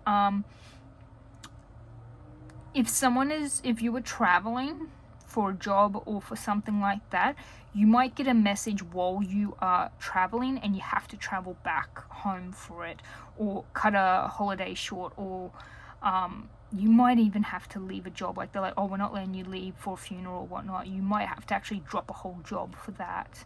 But yeah, You're definitely going to have therapy. You've got a lot of angels on your side. So when angels show up, it just means you've got a lot of support. You've got a lot of family support, friend support. You do. It might not be direct family. You might just have a lot of people in the community who think of you. Because remember, we don't know how people think of us, and we don't know how they see us. Like, they see us as a totally different person in their view. You did have a card that spoke about looking from another person's perspective. So yeah. Anyway, that was a lot. That was a lot, guys. Number 3, you really put me through the ringer. You have a lot happening, but it's only gonna get up. It's gonna get better. There will be negative things happening, but focus on the positive. And remember, it does say to focus and stick to the plan, stick to your goals. Even if you slip off the path, you go for a little wander somewhere else, doesn't matter, so long as you get back onto that path. It's all that's worth it. So you guys, I'm leaving you a lot of love, light, and positive vibes. I'm hoping and wishing all the best for you guys, especially during this Mercury retrograde, yet another one, and also with the eclipse and with everything you're going through. And if anything resonates, please like, subscribe, leave a little heart emoji. It helps a lot. And I will see you all in the next one. Bye. Hello, all my beautiful pile number 4s. If you chose this gorgeous star, the star card image, you might have also chosen that amethyst little mini point. This is your reading. Alrighty, so we are getting a heads up. What you need to know, what is coming your way, what is blocking you, and how we are moving forward. So I know this says that these are for singles and relationships, but I'm seeing it what is blocking you, like what might be getting in the way. And then I'm getting a serious amount of oracle cards, from angels to universe to the astro star codes to animals to constellations, from the saltwater spirits, anything like that. I'm definitely not taking this many. You guys might have a lot happening, but we have untrue stories. You tell yourself bad things, change your stories, and see the good that can happen. Someone might be telling you untrue stories, or you are a pathological liar. And we have demanding. Someone might be lying to you, and that can be actually leading to more issues and causing problems. And you set impossible standards for your partner to meet. Be less demanding. Remember, these say that's for relationships. So you might be setting impossible standards on yourself or on the people around you, and it can be getting in the way or causing blockages. Let's see what else we have. Let me get you an animal card. So the untrue stories, I can imagine it being like someone is telling you a lie, and then you're going towards this person going, I heard what you've done, and they're causing more issues and problems for you, and it could end up leading to he say, she say, who do I believe? For an example, I have an example. I actually had, so I'm unwell right now, like I'm still post-op, so I'm still healing, and I'm not doing housework like I used to. Anyway, so I saw someone done the washing up, and Dad said, my brother said it was him, and then my father said no, it was him. So I was like, well, which one was it? And then there was another time, my dad, I saw him washing up, and then the next day I was saying to Mum, Dad washed up, and she was like, no, Chris washed up, like my brother. And I was like, wait, what? I said, no, he didn't. I saw Dad washing up. And she goes, well, when I came out later that night, Christopher was washing up. And I'm like, well, who done it? And she goes, maybe Dad started it and Chris finished it. So it's like, they're both telling a truth, but not the whole truth. So you could begin told little white lies. Friend, dog, Today I will love without condition. My energy and enthusiasm are an inspiration. I choose to be happy. I am a protector and friend. This could be a friend who's telling you little white lies, just FYI. Or, you know, you could be a really good friend to someone and it's just pre-warning you, you know, that it's, you know, a friend has your back with dealing with the little white lies, or a friend is demanding something from you. You also have gratitude. This is a badger. Open yourself to recognizing the blessings already present in your life. Practice the art of expressing gratitude and watch as it amplifies the abundance of blessings flowing into your existence. Yeah, that is actually true. The more you're grateful for the good things you have, the more you actually receive. And that is a thing. It's like, imagine if you go over to someone's place for dinner and you're like, this is disgusting. They're not going to offer to make you food ever again. So, but if you say, this is really good, they start offering you more, and then you tell them what your favorite food is, and then they're like, come over, I'm going to be cooking your favorite. Like, you're going to get more of what you actually want and what you actually like, because you show gratitude for what you receive. And even if it's not what you like, being grateful that you got it is like, well, we're going to give you something else and we'll see if that's what you like. Outdoors, Archangel Jophiel. Go outside, get some fresh air and connect with nature to relieve stress and gain new creative ideas. I've had a lot of people saying sitting out in the sun has been very lovely. In my recovery recently, I've been going out and sitting in the sun, or in the morning I have the sun come in, and it's just beautiful. And then we have gentleness, Archangel Sandalphon. I'm terrible, guys, I'm terrible with wording. Anyway, be very gentle with yourself at this time. Surround yourself with gentle people's situations and environment. Situations, untold stories, and very demanding. You might be in a very demanding situation with half-truths. So this situation and people might be really bad.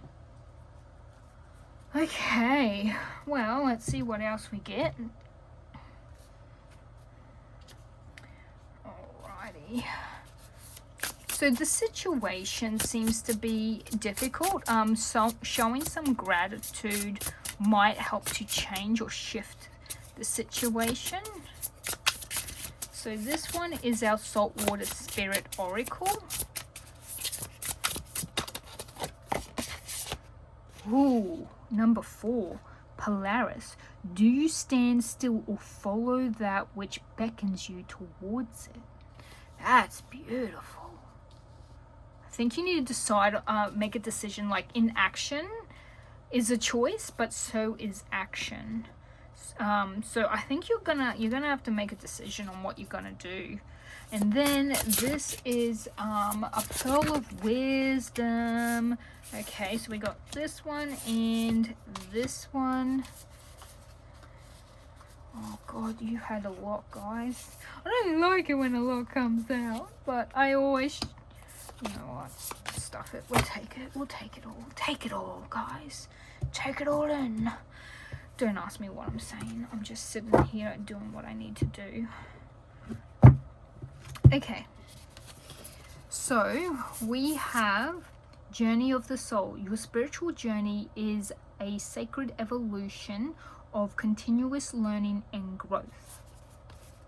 Followed by, you have incarnation. Through the power of intention and ritual, we can call upon the divine spirit to guide and empower us. You also have adaptability, embracing the transformative power of change, for it is through your ability to adapt and evolve that you can connect with the divine flow of the universe. You have a fortune coming up as well. Open yourself up to the infinite blessings of the universe and welcome unexpected abundance and joy. Trust that all you need is provided by the divine flow of cosmos. Revelation is through the grace of the divine, your soul has been awakened to this profound revelation. A life-changing epiphany that ignites the flame of your soul and spiritual growth. Achieve spiritual liberation and transcend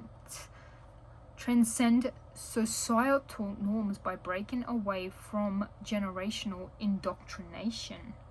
Wow, you got a lot. I'm going to move this and put these here. There's a lot happening for you guys. A lot.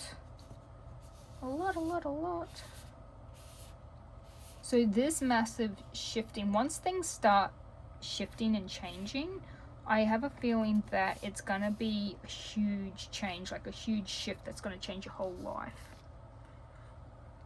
Oh, wow. Now, let's get a star code. Astro star code for you guys. Let's see. Anything for my beautiful pole number 4s? Did I call you pole number 3? No, I didn't. I don't think I did. Oh, gosh. This one. Gemini. You guys might have a Gemini placement or be a Gemini. Gemini is an air sign. They are also leaders of the 3rd house of communication, and Mercury is also the ruler of the 3rd house, but it's also ruler of the 6th house as well. So Geminis are very energetic, they're playful, they're very wise, they're very great with communication, working with other people. When I see this, it makes me think of trying to think, 3 of Pentacles. That's what it makes me think of, 3 of Pentacles. So number 3, cross-pollinate. You might need to work with others. I am going to read it from the book for you guys, but I might just keep getting a few more cards for you. So this one is the Astral Realms. It's a crystal oracle. So these will typically mention a crystal, a name or a phrase of something. It might have a constellation, a star sign. It might have an air sign, earth sign. It might have an element. Yeah, it can have a lot of different things. So yours is number 3, flower agate, throat chakra, expression. Throat chakra. Very interesting. Okay, so when it comes to flower agate, I actually think I have one here. I think this is a it's a very miniature one, but this one's meant to be flower agate, and I have another one that's like a it's like a round flat disc, and it's flower agate as well. So very beautiful. Number 3, 3, 3. The star isn't 13, but it is 17. So for some weird reason I see 3 and I think of 7. I don't know why. Just maybe it connects. I was hoping there's 4. So 2 3s and a 4. March and April might be very significant. Okay, and then this one is our Oracle of the Universe by Stacey DeMarco. So, and the artist is someone else. Is it Kingley? I think. Can't pronounce the last name. I tried before. I think I butchered the hell out of it. Ooh, you got 22. Constellation, Pegasus, Freedom. Is there anything else for them?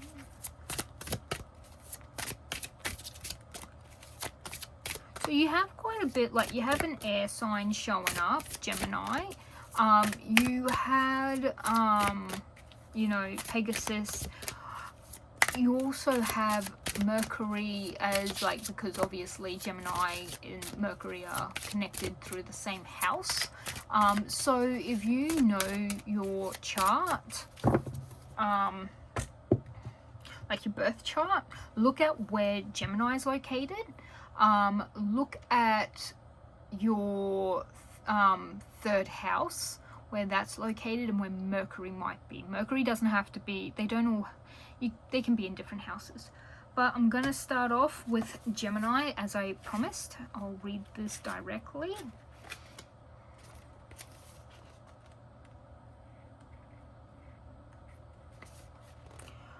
With its symbol of a pair of twins conversing, Gemini asks us to weave a web of connections and build networks with humor in all forms of communication. This mutable air sign is ruled by Mercury and is connected to the lungs, shoulder, hands, and nerves. Gemini's purpose is to disperse ideas like milk thistle on the spring winds, cross-pollinate ideas like bees buzzing over the flowers. The sun shines here, May 21st to June 21st. Okay. Your challenge is the situation may be more complex than you think, so be willing to dig in. Gemini energy can be shallow or oversimplified, as it encourages breadth rather than depth. So you have to add the depth consciously. The gift is Gemini's gift is an open mind and a sense of universal siblinghood. We are all in this together. The soul knows how to find itself back in balance if we just let all parts communicate. Help the unexpressed feelings, persons, and element within the community be heard. Words are at the heart of the issue you are facing, and not just any words but real dialogue. If you feel tension in the situation, see what is blocking the lines of communication and open that aperture. Okay, so that makes sense why you've got communication showing up when it comes to, you know, untrue stories and demanding. So there's going to be communication is going to be needed to clear up any issues, and like it said, be open-minded for whatever you might be told. You have number 3, expression, self-growth potential, and blooming intentions.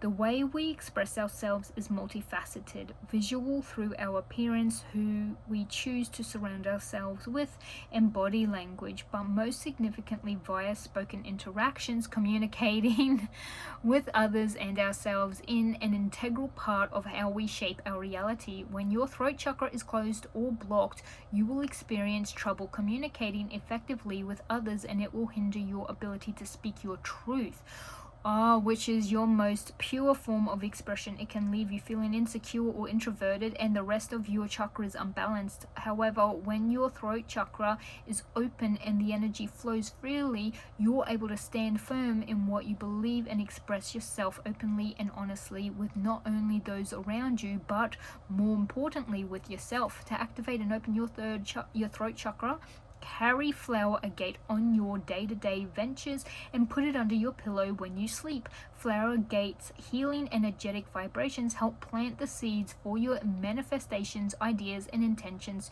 to blossom and turn your dreams into reality. We're banishing your feelings of self-doubt and insecurity. You can be banishing your demands on yourself, and it will most likely help you with networking, because this is all about networking and getting the truth. You might need to talk to some people in a friend circle or connected to someone who might be telling untrue stories, or this is talking about you facing why you don't speak the truth, why you might tell white lies or something like that. Okay. Yeah, journaling will be very helpful. I am open and honest with myself and my community and can offer them my insight by expressing my true feelings and wisdom. I'm just amazed with how serendipitous it's been that you've gotten to about community networking, expression, and talking, and being open-minded and communication, along with freedom of speech, things not coming across as it should, like having a friend is all about community and talking. You might get that revelation, it's all really, really connected, if that makes sense. And sometimes, like, I know that's why I do this. I know that everything is connected. I know that, you know, these work, but it's always amazing to see it happen in real time. If that makes sense. And you've got 3, 3, 4, and 22. So very synchronized numbers. 3, 3, 2, 2, and 4. 3 and 4 equals 7. And I think I mentioned the stars 17. So yeah. Let's see. Pegasus. Freedom. Find freedom in the mastery of oneself. You cannot control others. To be truly free, you must cultivate your independence. No one owns you but you. You always have a choice. Look to your values in order to make a good decision.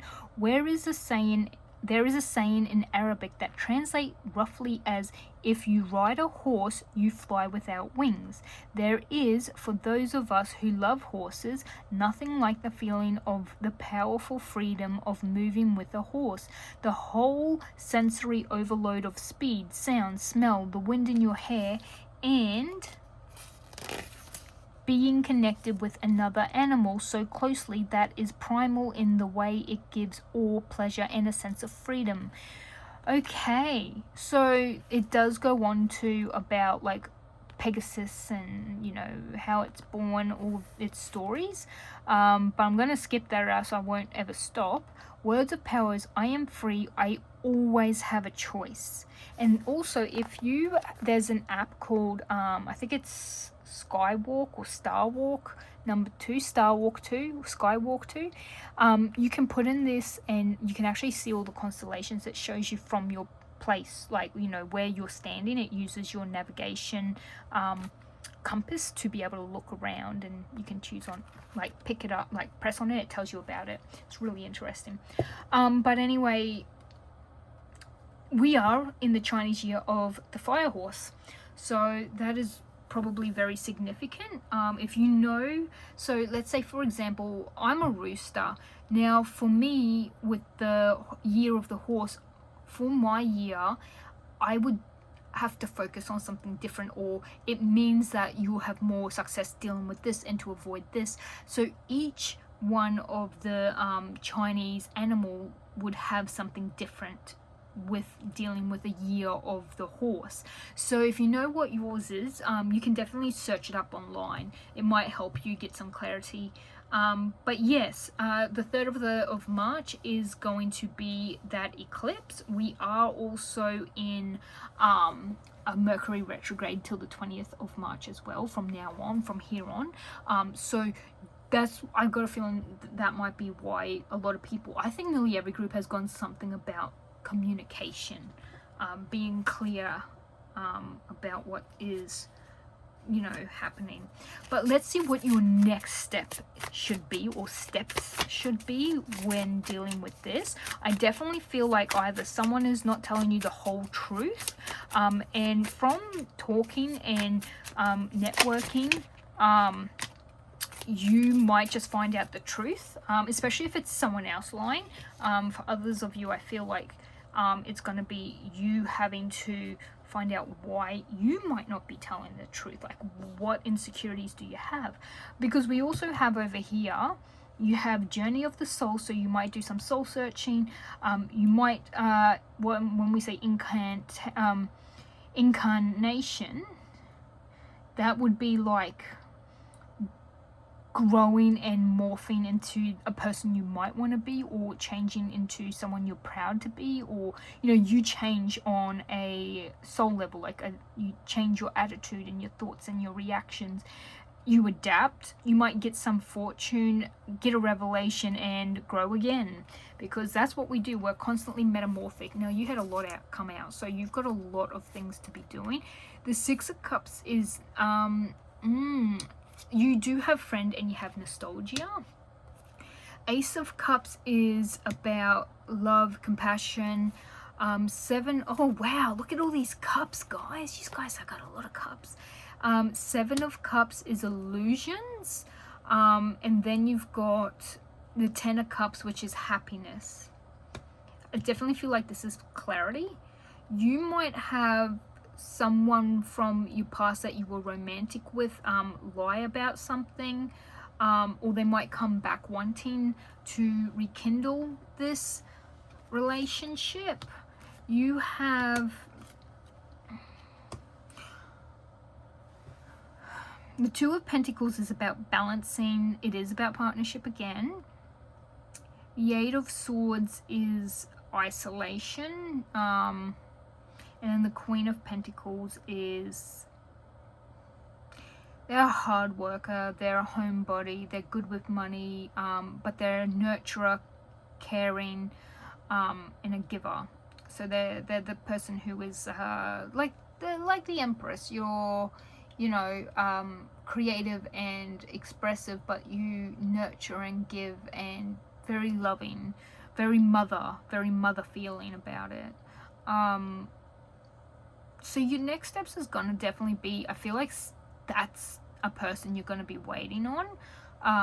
It might be a friend where things go into a romantic sense of something. Is it gonna be all landy-dandy things? No. I feel like there's gonna be some things you're not gonna see. You might feel trapped. This could be related to a revelation. This is up to you. If this person comes to you and they say they want to be in a relationship and you've seen this and you choose not to and you don't want to deal with that, you can change the entire path of where you're going. You might choose to go with this. If this Ten of Cups, I'm going to suggest that you say yes. Doesn't mean you have to say yes all the time. They might spill their heart and you ask them about something and they tell you the truth, but they still don't tell you the other truths you needed to know, and you go into a relationship and then you learn more. What is the total final outcome for my beautiful pole number 4s with the Star card? The Star card is also about rejuvenation. It's hope. It's healing. So there is a lot of healing that you are doing. It is a very positive card. It's about spirituality and happiness. It's about faith and good fortune as well. Okay, definitely this one. So curiosity and ideas. So your outcome is going to be getting a clear picture. Once you get the answers, you're definitely going to be choosing on what to do. You'll know exactly what to do. You're gonna get a message, and that's gonna be, it's not gonna tell me exactly. You do have a King of Pentacles on the bottom, which is about stability and control. This revelation, I feel like you've got multiple part revelation. Like, I think there's going to be a point where you think you have the whole truth, but then in reality you're going to learn, oh no, I didn't have the whole truth. You're going to get someone else's side of a story. Always know that there's 3 sides to every story. There's person A's side, person B's side, and then the truth. So that's why that mentioned being very open-minded, being open-minded about, you know, people in the situation and stuff. This is a yes, which means there's a positive outcome, but it is definitely, you're gonna get some clarity, and I think that's gonna be that revelation. You've got a lot going on. There's a lot of, this is very circumstantial. Do be gentle with yourself at the end of the day. I don't know if this is trust your friend or don't trust your friend. You might have certain friends who are trustworthy and certain friends who are not. You might look at your social group, hence the Gemini. You might learn how to figure out who's lying and who's not. But yeah, definitely consult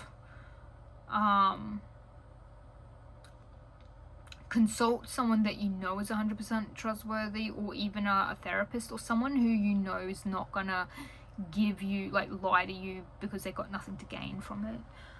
But yeah, you might be the person who's lying. You might need to go to therapy and heal and deal with it. I think in the truth will come some freedom for you guys, but this is definitely a reading I have for you. This was very intense. This is my throat is actually sore, and it mentioned throat chakra, so maybe you know, having a flower gate is going to help you a lot.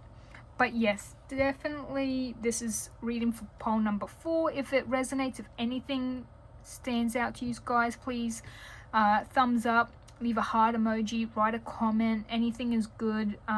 Subscribe if you definitely like this. Share it if you think someone might like this or need this. It does definitely help the channel, and I'm leaving you with lots of love, light, and positive vibes, and I'm gonna see you all in the next one. Bye. Hello, all my beautiful pile number 5s. If you chose this gorgeous 7 of Cups, I mean, I've never seen such a picture for a 7 of Cups. All of these ones are really gorgeous. You might have also chosen the adventuring little mini point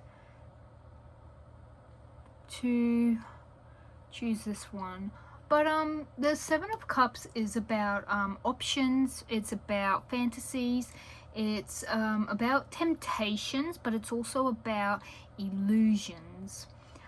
So that's, you could have just chosen the picture as well, maybe you think it's cute. But yeah, that's what that card means, about having options. But we're here to find out what might be getting in your way, like what you need a heads up for.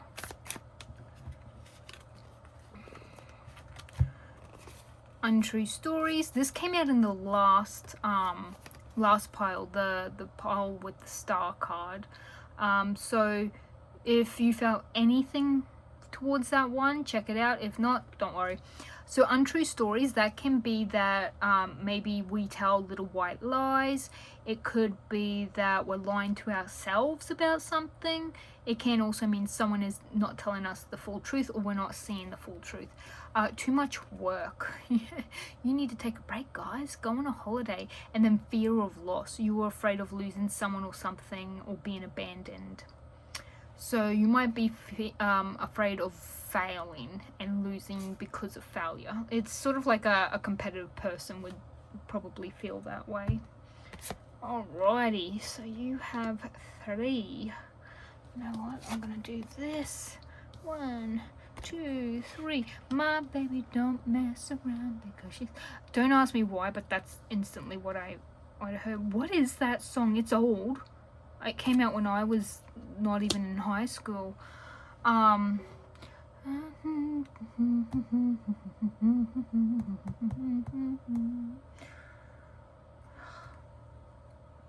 Oh, it's gonna kill me, but I you know what song it is.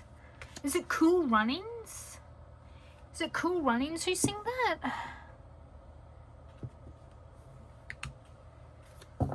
Let's get an animal card. When I go really quiet, it's because I'm thinking. Because I'm like, what is that song? I'll like jump up in bed at like probably like 3 a.m. because it's already like near midnight here. But you've got Magic Owl. Choose to know the truth because you can open your inner vision. You can see through the deception. Let the past go and make room for a better life. Rise up. Magic and wisdom are your bright birthright. I was going to say bright future. So I'm definitely feeling like, you know, deception. It says you'll see through it. So if someone is lying to you, you're going to see straight through it. Someone might be lying to you about, oh, I really need time off work. Oh, this has happened. But they're actually lying, and they're going to go out and have a good old time at a bar or something. And you're like, I can see through your lies.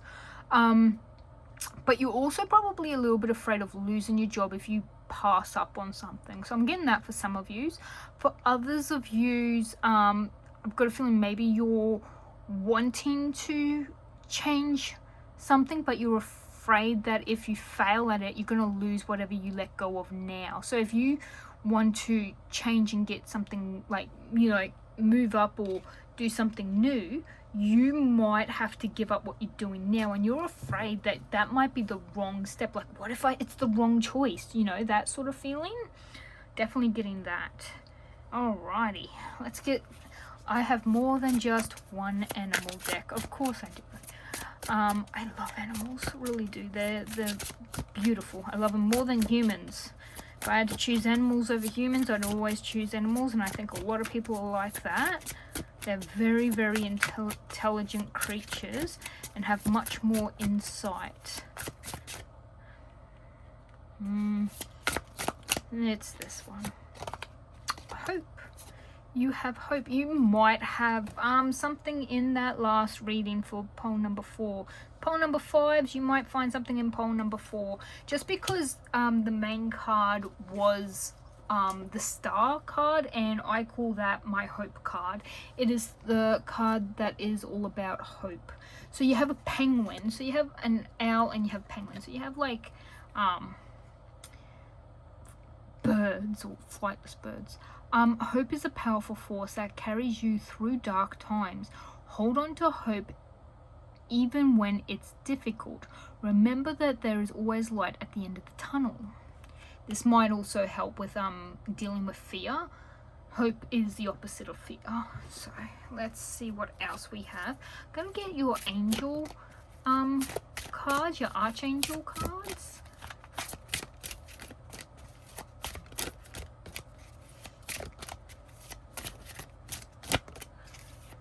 Anytime today. Okay, wow, that was a reverse pull. It typically comes out of this hand while I'm shuffling, but this time it came out of the left hand. Interesting. But relationship harmony. You guys have Archangel Regel. We angels are opening the hearts of everyone involved. Arguments and conflicts are being resolved now. Yeah, if this is something about untrue lies, yeah, you're gonna get a clear, I feel like you can see through it, but you're actually gonna get probably like the reasoning of why they were lying, or their feelings and emotions for why they acted or done or reacted the way that they did. You're gonna get that information, which is, it's good. It's good. Clarity is healthier than no clarity, obviously. But let's get something else for you guys. This is my saltwater spirit oracle. So pretty much what we're doing is we're finding out what's getting in the way, what's blocking you, and then we're using a lot of oracles to get like a whole picture of what might be for you guys. But you have 5 sacred waters. You are being spiritually protected from that which you cannot see. So anything you cannot see will be, you'll be safe.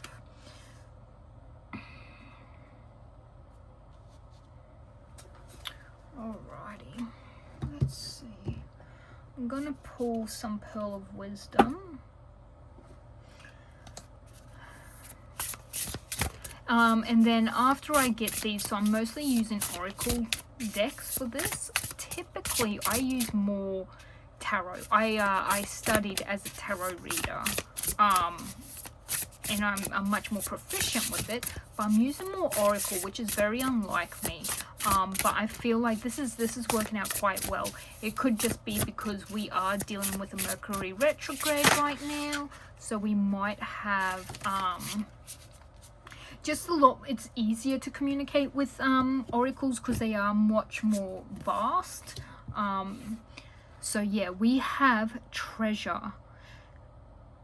It is through our experiences that we acquire the most valuable treasure of all, wisdom. You have a snake, and you also have a pearl on it. It's very beautiful. Might swap this one out and put that one there. Use your wisdom to make decisions and with communication. Alrighty. If I have to, I'll read from the books for these ones. I did have, my last group had, I think it was the last group, or it was my group number 3s with the star.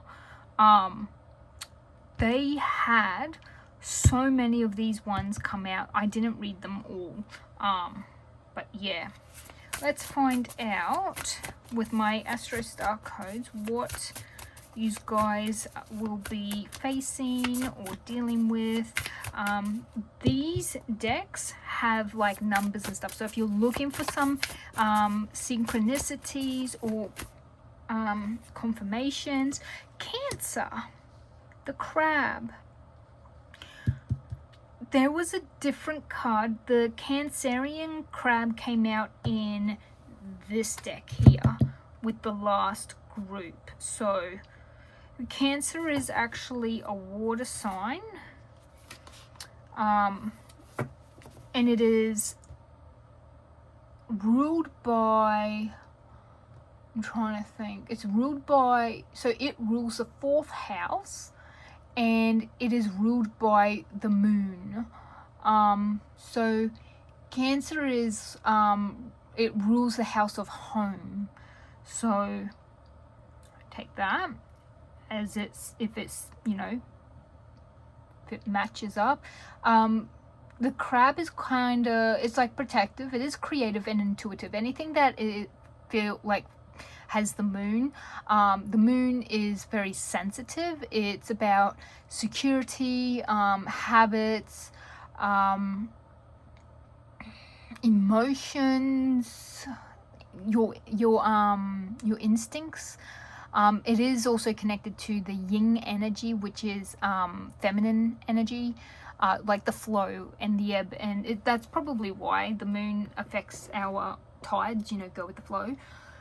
But also we do have a I believe it's a lunar eclipse on the 3rd of March, and it's meant to be the worm moon that will be happening with. So we're going to have the sun here, our planet is here, and the moon here, and it's going to cause an eclipse. Apparently at like 3:33 a.m. on the 3rd of March is when it's going to be at its opportune, like its perfect point for that alignment. So don't know how many people are going to see that. Someone's going to take a picture and I'll look at that. I'm not staying up at that time to see a moon be red. So it's going to be, I think they're calling it the red ring moon, because it's going to look like a red ring moon because of the way the eclipse is. It's also performed on a worm moon, so I believe it's one of the major 4, like, we only have so many moons in a year where they're like major moons, either timing or it's like placement. I'm not a someone who specializes in this. I only know what I know, or what I've heard. I believe I did hear another person say there's meant to be a pink moon. Don't know what that is pertaining to. I would have to look that up a bit more. But if you are really good with astrology, I'm not an astrologist, so I don't know. But I am trying to learn, and I am going based off things that I see and hear or read up about or comes upon my For You page. So for my beautiful poll number 5, the 7 of Cups, that came out. Number 27, Constellation, Lyra, Music. Ooh, interesting. Very interesting indeed. I'm gonna read this one, and obviously this one very shortly, but I just want to get them out. This one is our Astral Realms Crystal Oracle.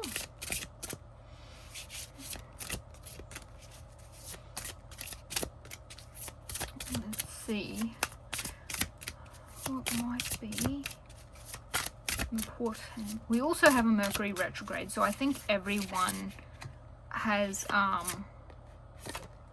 had something come up about communication, connecting with people, networking, friends, family, the house and home, relationships. You have Saturn, Azurite, and Discipline, number 30. So Saturn is about your ambitions, structures. It's the giant one that has a ring around it. It's got an asteroid belt around it. Some people get that confused with Jupiter, but no, it is actually Saturn that has that. It's about restrictions and discipline as well. However, it also rules your 10th house. And your 10th house can be found in the Capricorn constellation, and it is career. So if you have Capricorn somewhere, or if you have Saturn in your birth chart somewhere, look it up. They might be important. You might know someone who is a Capricorn. Capricorn is an earth sign, so we got that as well. So let's see, just need to figure out where I'm going to stick that there. That's where it's going. Okay, so starting off with our beautiful Cancerians. So immerse. Cancer is symbolized by a crab who asks us to dive deep into the sea of emotion and come back home again. The crab always carries its protective shell. However, the moon-ruled cardinal water sign signifies nutrition in and out of the body and is connected to the breasts and stomach. The sun shines here from June 21 to July 22. That is when Cancers typically are. Your action, be the emotional leader and connect with the parent archetype. If you're in need of parenting yourself, reach out to the divine mother and father, to the earth beneath the sky above, and feel held. Once you feel fed by spirit, it becomes easier to accept the ordinary human limitations of the people around you. Now, I would probably, because this is a ruler of the 4th house, which is the home, it could mean connecting to your parentage. Maybe you still live with parents, maybe you got to move back in with parents. Maybe could just connect with your parents, check on them. It does mention breast and stomach. Maybe if you need to get a health check, get that checked. It's important.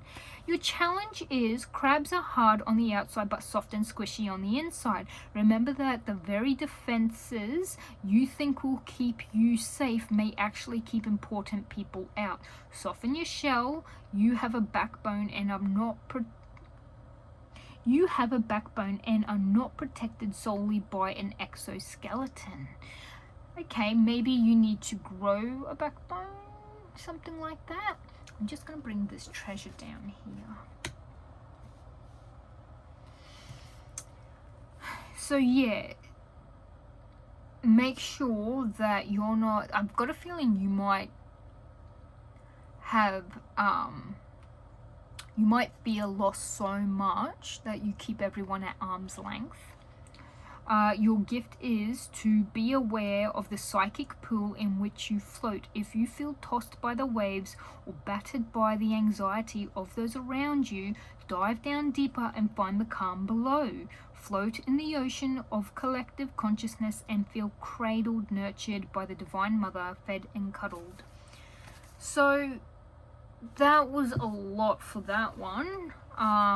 Definitely something to do with your parents, connecting to people who might be able to give you some wisdom.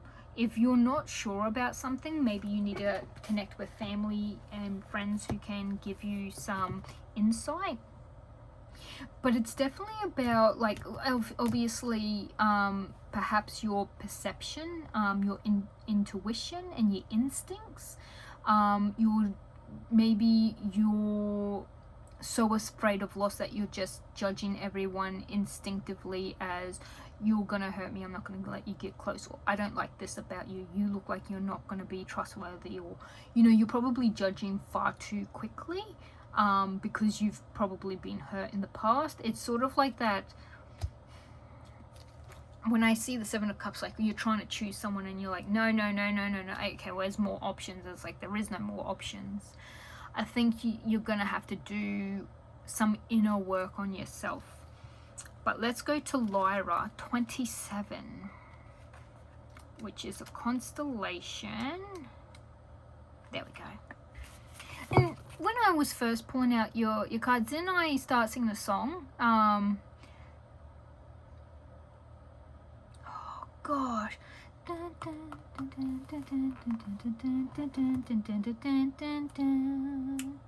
Pretty sure, isn't it Cool Runnings? Oh, it's gonna kill me. If anyone knows it, please throw it into the comments. I'd like to know it because it's gonna keep me up all night. Allow yourself the joy of music. Music can be healing and mood altering. Listen carefully, understand the rhythm of your own life and the songs of your soul that are calling to you. Take the time to let go and surrender yourself to the pleasure of music. Music raises your vibration and can be used in healing. I actually had a friend, she loved walking on the treadmill, but she had a set song playlist that it was like the beat was a good like movement, like a good walking like speed, and so she would have that for that, so she would stay high energy while she was exercising. It's also like if you're really sad, you can use music to get pumped up and get out of that sadness. If you are, you know, wanting to connect more to a softer intuitive side, or calm or relax, you can listen to calming and relaxing music. So yes.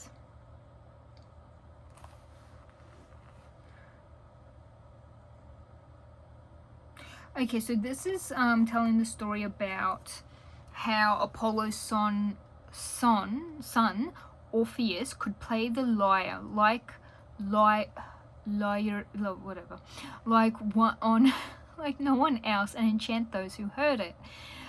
He was considered god of music, who also played and taught his son. But Orpheus even outdid his father. His musical ability was so strong that it was said that he was able to bring objects to life, such as beauty and magic of his playing. Now, I don't know if anyone's seen Sandman, but apparently Orpheus was, you know, not the son of Apollo, but, you know, there's so many different ways of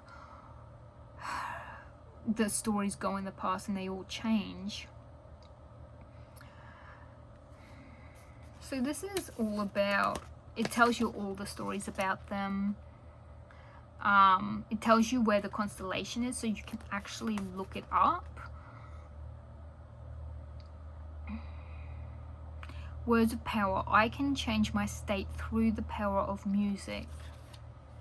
You might find some harmony in music.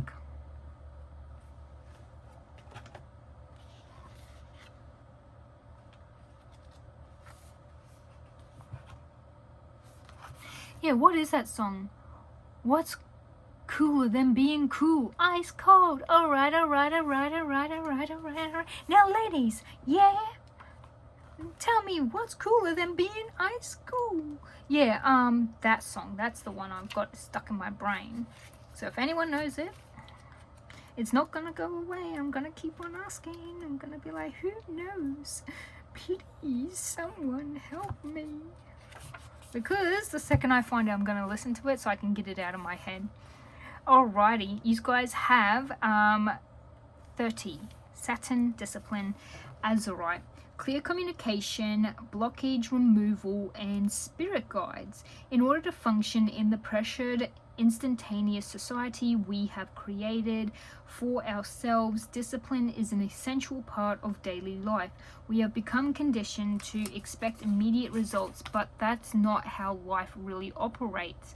In order to achieve your dreams, goals, and desires, you must buckle down and get ready to face the hardships that come along on the road to success. One planet to see you through this process is Saturn, your biggest supporter but toughest teacher. Saturn represents the limitations, hardships, and blockages you face in the lifetime and past lives. As the ruler of time, Saturn will put you through trials and tribulations in order for you to learn pertinent lessons and come out on top with newly gained wisdom and maturity. Working with Saturn's energy is slow, but the results are long lasting, and you will be able to manifest things physically when you work with its energy. Although Saturn's lessons are hard and sometimes even brutal, they are necessary lessons. Face it head on, do not fear it. Use crystals around you, such as azurite, a sacred stone for communication with your spirit guides to aid in your work with Saturn's energy. When associated with the third eye chakra, azurite assists in awakening your psychic abilities. When used with the throat chakra, it helps you recognize your intuition and removes energy or communication blockages and roadblocks in your progress. Azurite is a great tool to use during meditation to clear your mind and allow you to go deep within yourself and clearly receive intuitive messages. Okay. I am working slowly with discipline to learn the lessons Saturn is teaching me. Now, it doesn't surprise me. Every single group has had something about communication, about the third eye or the heart chakra, about, diving deep into your psyche, into your intuition. So yeah, and then you also have, like, for example, you have the snake. Now the snake sheds its skin. You have like a renewal. You have it's a cycle, and it's also something like you need to shed your skin and move on to the next. It's everything's feeling so connected, guys. But yes, so definitely check out what placements you have for Cancer, for Saturn, and also for your it is, I think I mentioned it earlier,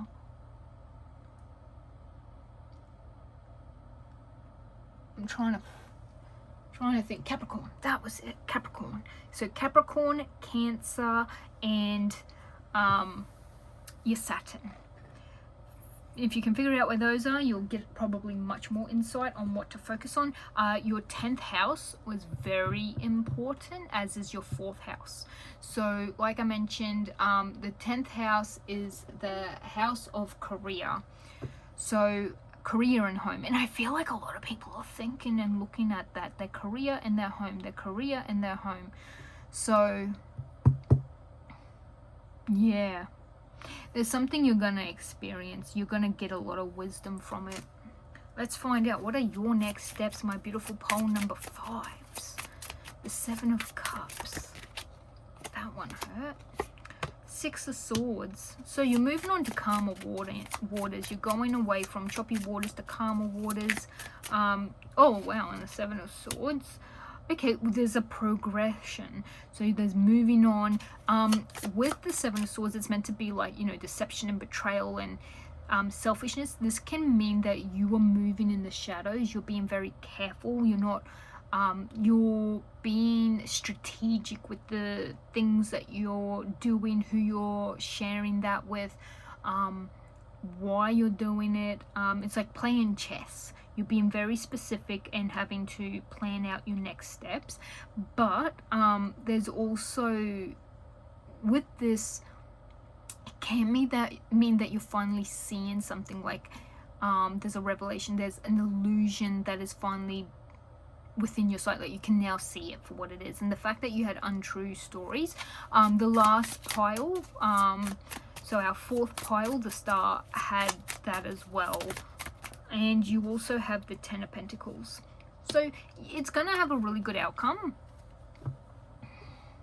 You're going to end up establishing some wealth and success.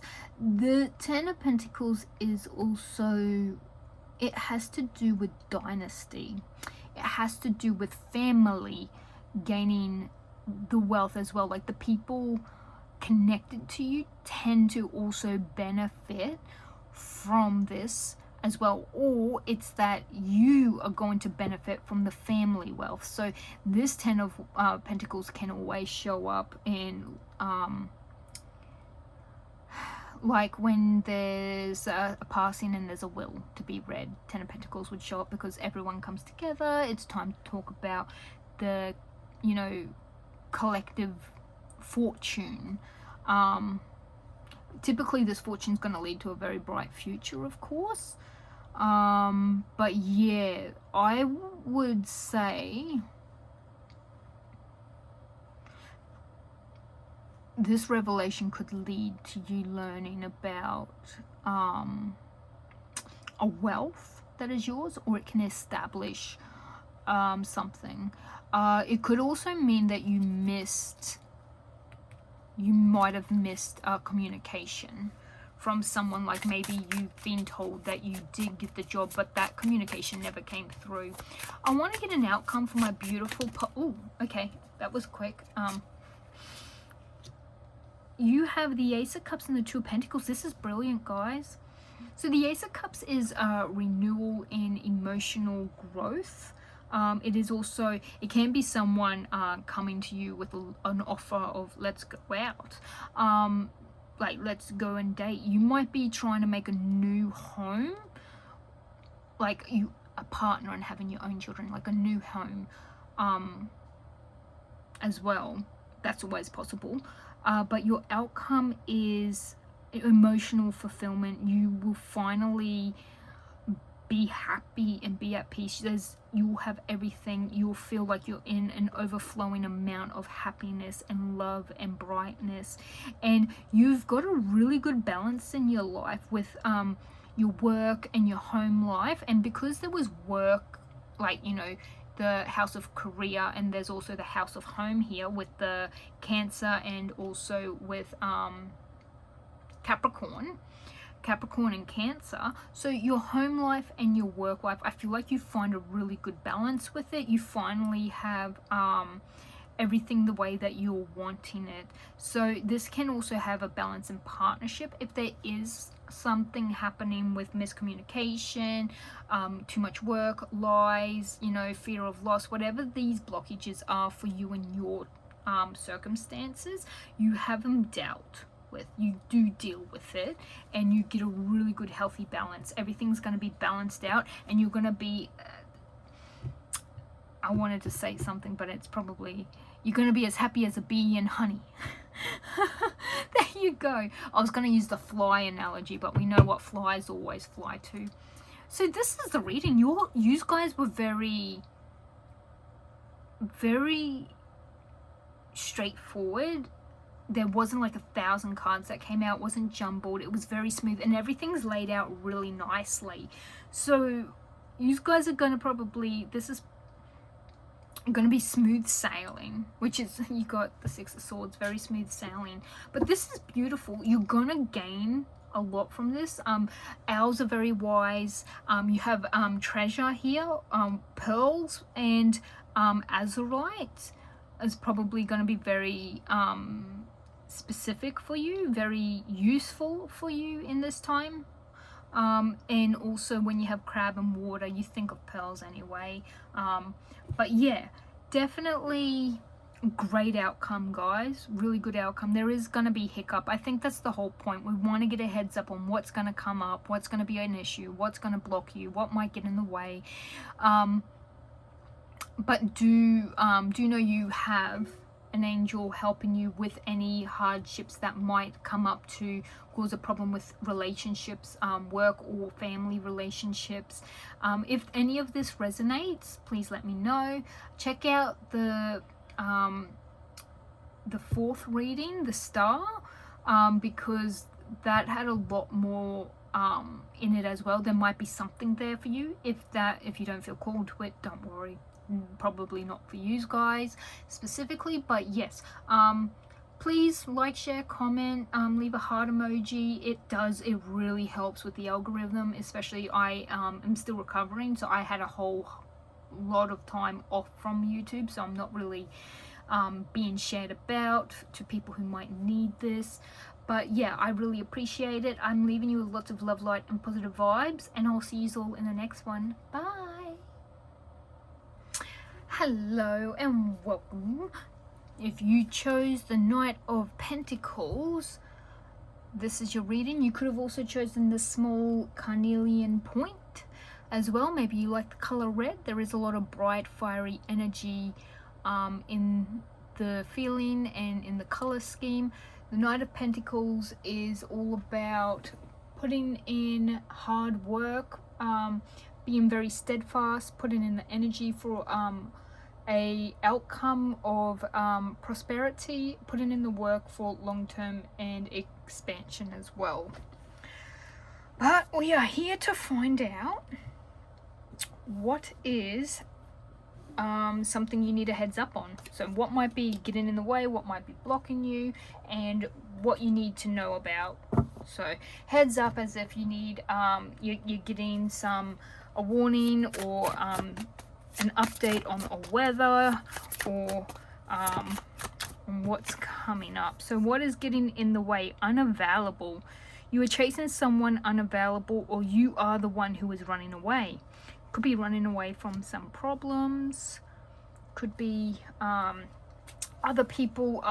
Maybe there's someone who has like, there's this problem and we need to solve it. And every time you try to contact them and be like, hey, okay, let's resolve this, they're like, no, we can't do it now. Well, let's reschedule. Okay. And then they cancel and they cancel and they cancel, and it keeps on happening.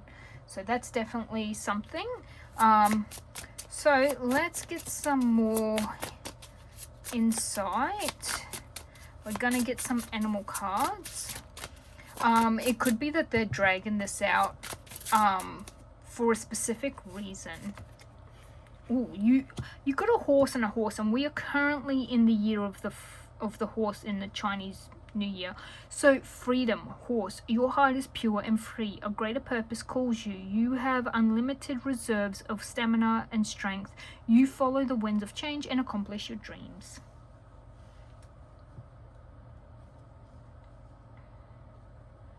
I'm wondering if we should get another one, because I feel like there might be more than just one thing in the way. If you're running away from something, it could be that you have avoidant personality, so you might not like to confront or deal with conflict. So that might be another thing. Maybe you run away from all the conflict and the issues and you don't want to face it.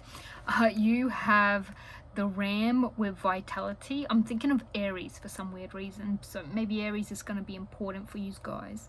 Your life energy is infinite and pulsating within you. Nurture your body, mind and soul with love and care. Prioritize rest and nourishment to maintain your inner strength and balance.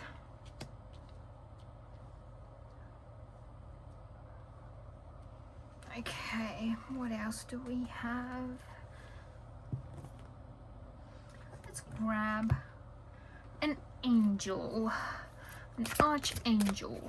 I can see that one, but I can see that one. Ooh, look at that. Haniel, you got Haniel for both. Like, there's only so many angels, and apparently you got sensitivity and passion. So you are extra sensitive to energies and emotions right now. Honor yourself and your feelings. You know how I mentioned Aries? Check where your Aries placement is. If you have Aries in the moon, if you have Aries placement in the moon, you might be feeling very sensitive.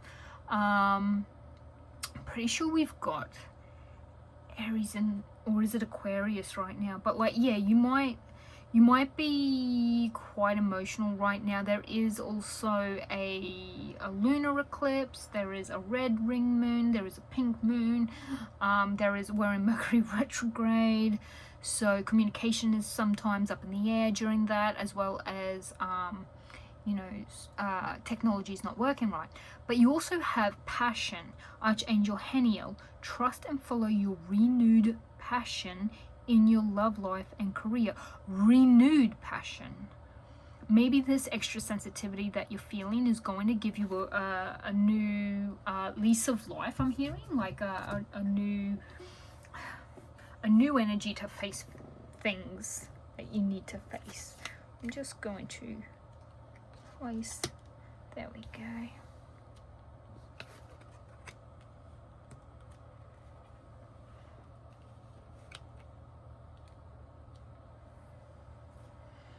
Okay. Let's see. This is a pearl of wisdom. Can I please get a pearl of wisdom for my beautiful pole number 6? You have introspection. The illumination of the path to our truest selves is initiated by first looking within and seeking the divine purpose that whispers us. Guessing that's meant to be whispers to us, but maybe it ran out of space.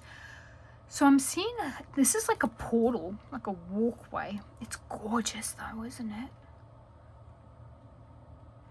I'm feeling like that sensitivity, maybe delving deeper into your psyche, into your intuition. I feel like a lot of people are doing inner healing, inner growth.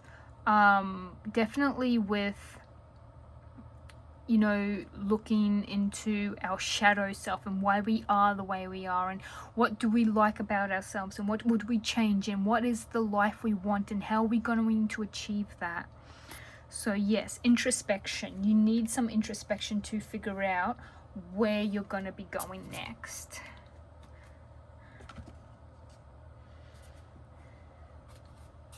Maybe you're going to do some introspection to find out why it is that you run from things, or why you don't like facing things head on, why you might be avoidant, maybe why you are, you know, you don't like to deal with conflict. Maybe you're a people pleaser. Maybe doing some introspection, maybe therapy, something like that. You're going to learn, like when you know, talk about your upbringing, they're going to be like, well, you know, your parents weren't good, and so you did everything to keep them, you know, happy, so that they wouldn't get mad at you because you were scared. And as a child, you wouldn't understand, but now as an adult, you've learned and had abuse, you know, drum people pleasing skills into you.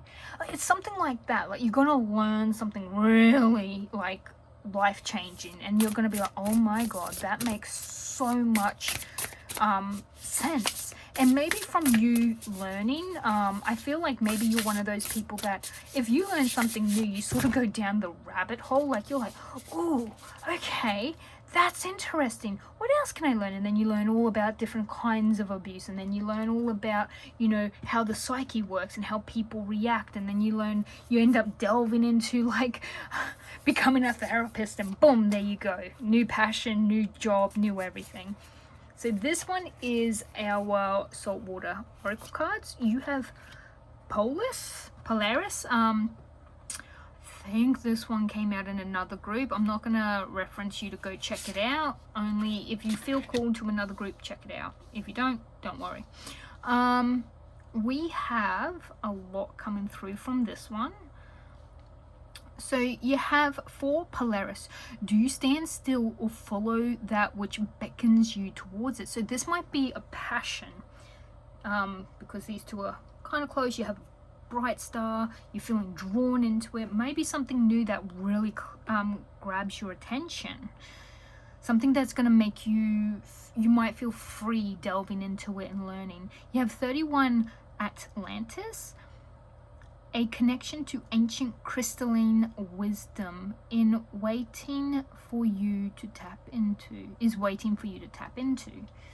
Yeah, so you might be learning something new. There's something that grabs your attention. We also have number 43, Moon Jellyfish, the illumination of your deepest secret self. Yeah, you might learn a secret about yourself. Like, you might learn something about that you're passionate about that you never knew you were. It's like when you do shadow work and you learn more about yourself, and you're like, oh my god. And the moon does, like, even in the tarot, the moon signifies illusions and our dream self. You might be having dreams about something, and it's leading to inner introspection of yourself. But also we do have a lot of moon activity happening, like a lot, guys. And you have moon jellyfish, so something's going to come to light.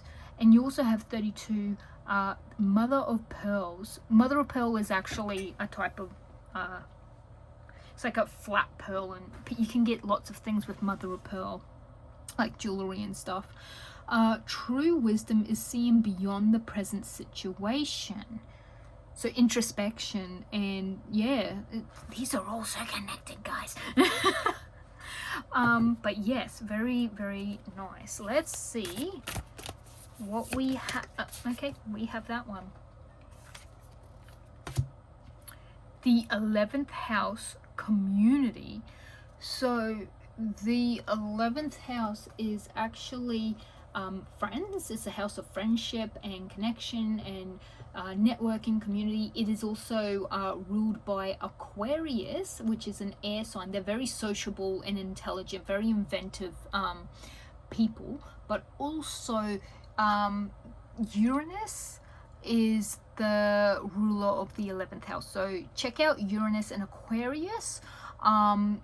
Uranus is about progress, freedom, awakening. It's about sudden change as well. But I will read this one for you. Number 49. So we have 4, 31, 43, 32, 49. I do like, some people really enjoy numbers, synchronicities. So hence why I'm doing that. And let's also get an astral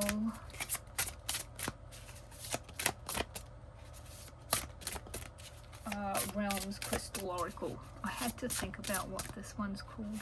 This one and this one. I've got a feeling someone was yelling at me to pick out this one, but I'm also seeing that one. I don't care, I'll take as many as I need to. You guys are the last one for tonight. Oh, and when I say tonight, I mean where I am right now, it's like midnight. I'm gonna set these up so it's gonna sit a little bit nicer, and so that we have a bit more room.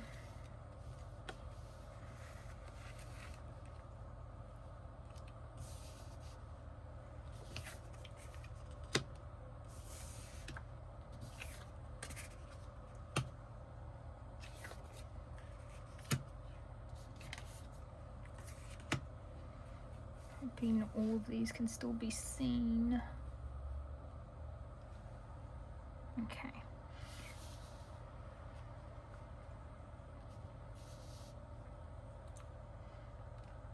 Oh, that one slid off. I'll take that anyway, even though I was still doing these.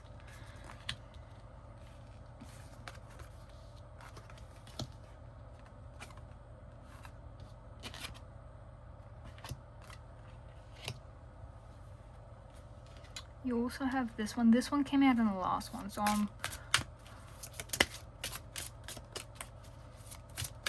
it's about music. It talks a lot about Apollo's son, Orpheus, and how music can help our moods and can deepen can help with our throat and heart chakra. We have compassion, Cygnus. The swans in this, and we also have flame, ingenuity. It's a nebula 36. This is actually the one that's on the very front of the the book and in the case it comes in. So we have a lot here. I don't know what you can see and what you can't see.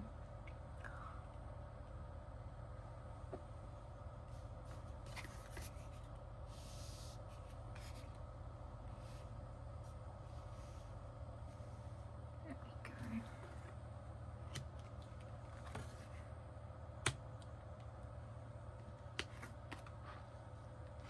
21, 18, 23, 36, 26, 27, 4, 31, 32, and 43. We have a few ascending. So we have lace agate. It's an air element. Now you had Aquarius show up with the 11th house community. That is an air sign as well. Adaptability. You also have citrine, sun and clarity, and you also have boundaries, labradorite, and the self node. Now the self node is about our past self, the choices we made and the things we've done and how we've grown and how we've learned from those. Okay, and then we got this one. Let's see, can I?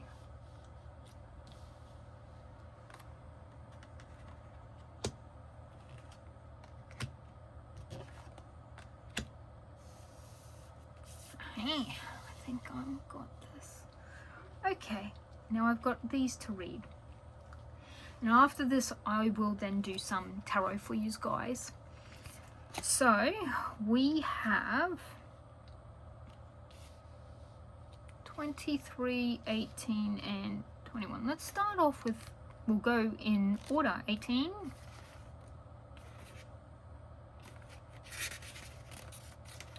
Okay, citrine sun, revitalization, self-expression, and release. In order to align ourselves energetically and emotionally, we seek clarity, which gives strength and purpose when navigating the highs and lows of our lives and provides a beacon to strive towards. At times, your sense of clarity can be dulled, most likely due to the feeling that you are out of control. I make space to acknowledge and revitalize my inner strength. The sun represents astrologically as your vitality and inherent soul desire. A simple way to reconnect with your own personal sense of clarity is by recharging in the sunshine. Literally sit in the sun, guys. Citrine is golden yellow and radiates positive, warming energies that propel you towards success and happiness. The strength and strengthen your enthusiasm for living life and your future.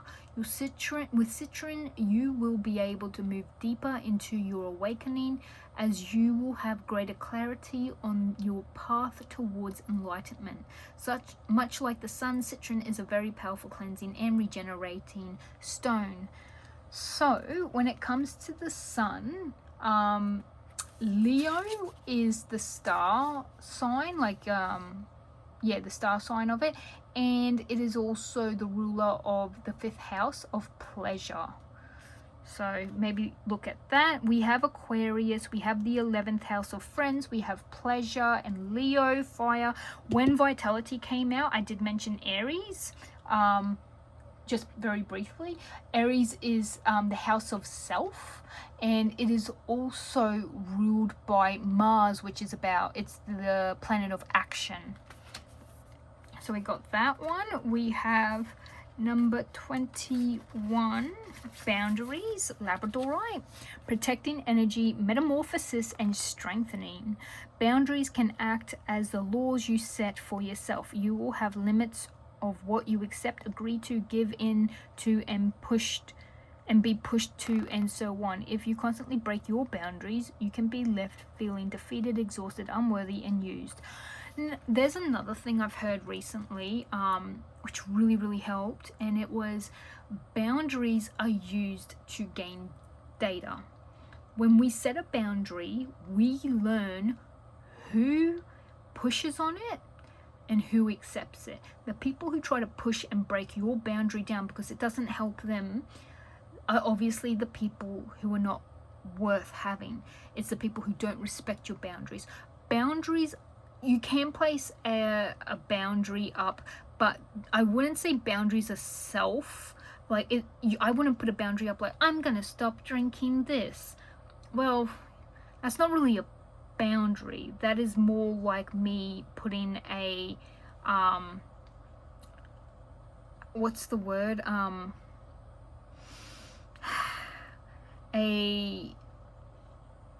like when you cut something out. It's not a boundary, it's something else.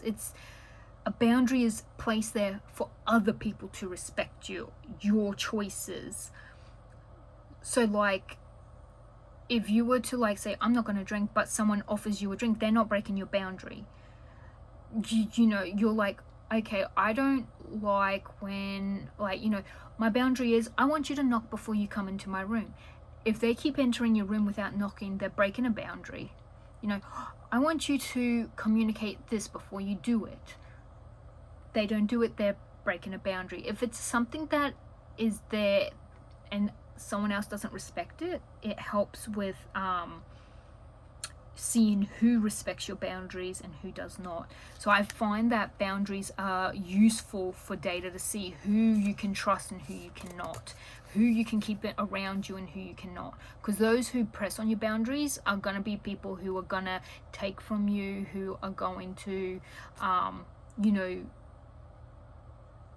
pretty much be energy vampires as well. So let's see what else we have. The zodiac placements in your natal chart can offer you insight into why you may or may not be allowing yourself to set the boundaries you crave. The lunar south node represents karmic tendencies and skills and or emotions that have already been developed. That is your comfort zone. Think of the south node as your past, where you've been and your accumulated strengths. It may feel ideal to remain in your south node, but if you do, you will complete the same karmic cycles over and over until you learn to evolve and move towards the future, the north node. Okay, so in other words, don't keep on repeating the same patterns. It will just keep happening until you learn your lesson and finally move on to learning and putting that behind you.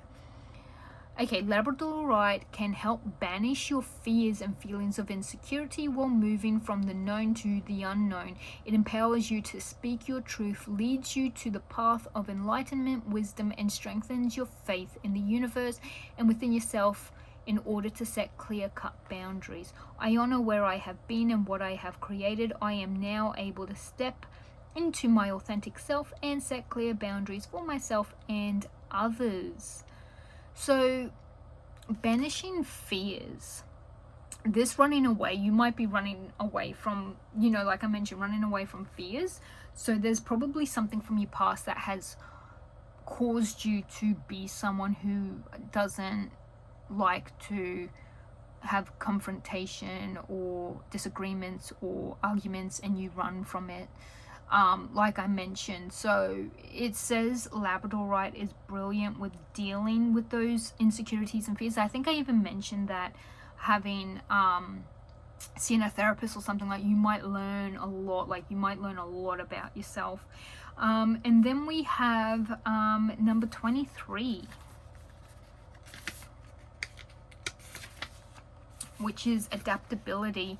Balance, flexibility, flow. How do you approach unfamiliar and uncomfortable situations? Energy is always shifting and altering. The way you individually respond to these shifts in energetic flow has a huge impact on the direction of your life. If there is resistance, harmful fear-based energy blockages may manifest that can make life much harder for you to navigate. So in other words, it's saying fear-based things can get in the way. Yet again, there's a lot that is connecting with this. Use the element of air for lessons in fluidity and adaptability as it remains permanently by using logic, intellect, and reason to comprehend such energetic changes. When you're able to experience the balance that the air element bestows, your mind is more flexible and free to comprehend the changes it needs to adapt to.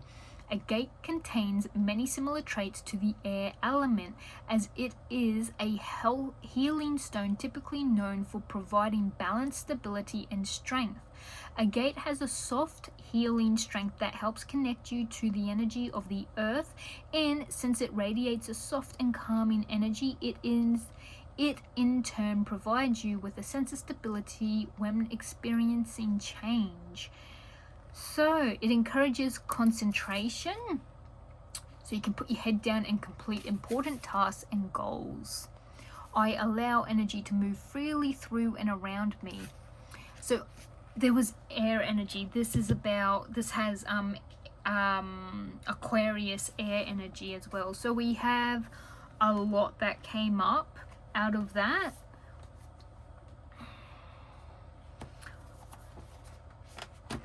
So we had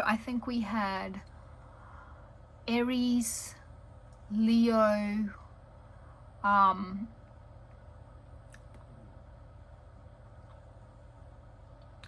Aquarius.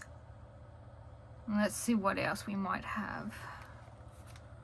I'm going to read these two, 26, 36. 27 is about music and how it can help you with your mood. So I literally just read that, so I wasn't going to read it again. Okay, Cygnus. So this one has the 2 swans in it. Compassion. Get yourself compassion on and forgive yourself.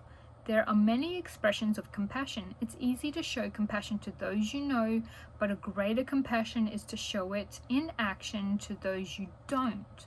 Give someone the benefit of the doubt. Show up. Swans are a recurring feature in Greek mythos, and some of the famous birds could in fact be the basis for the original constellation. The first story is that of Leda and the swan. Leda was a powerful and beautiful Spartan queen who was seduced by Zeus in the form of a swan. The second story is around the bard and poet Orpheus, who was cruelly murdered, and the gods in their compassion raised him up to the night sky with his lyre. This is about Orpheus with his lyre as well, so something to do with music.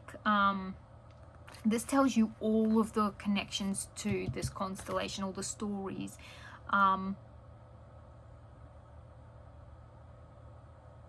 Yeah. There are many expressions of passion. There is the compassion of a friend who brings you soup when you are sick, the friend who lends you money when you have none due to being off work, your mother who holds you and tells you everything will be all right, and the compassion from the doctor who firmly then shows you how to take better care of yourself. Sometimes it's the time that a mentor takes to try and help you understand your next move in order to change a bad situation, yet all you really wish for is that this mentor will take you out of it, not just give you the tools. So this is talking about everyday compassion that will be needed.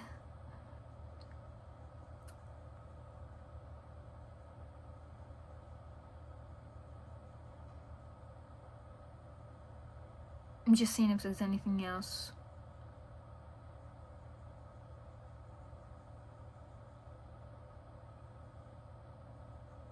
Not really. I feel healthy compassion for myself and others. Alright, now there was the flame. Ingenuity.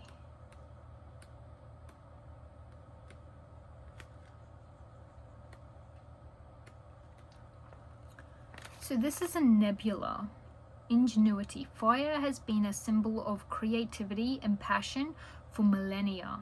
It is a symbol of survival, transformation, and ingenuity. In many cultures, the mythos of fire is one that allows civilization to be given to humans and is the start of our development as cultured people.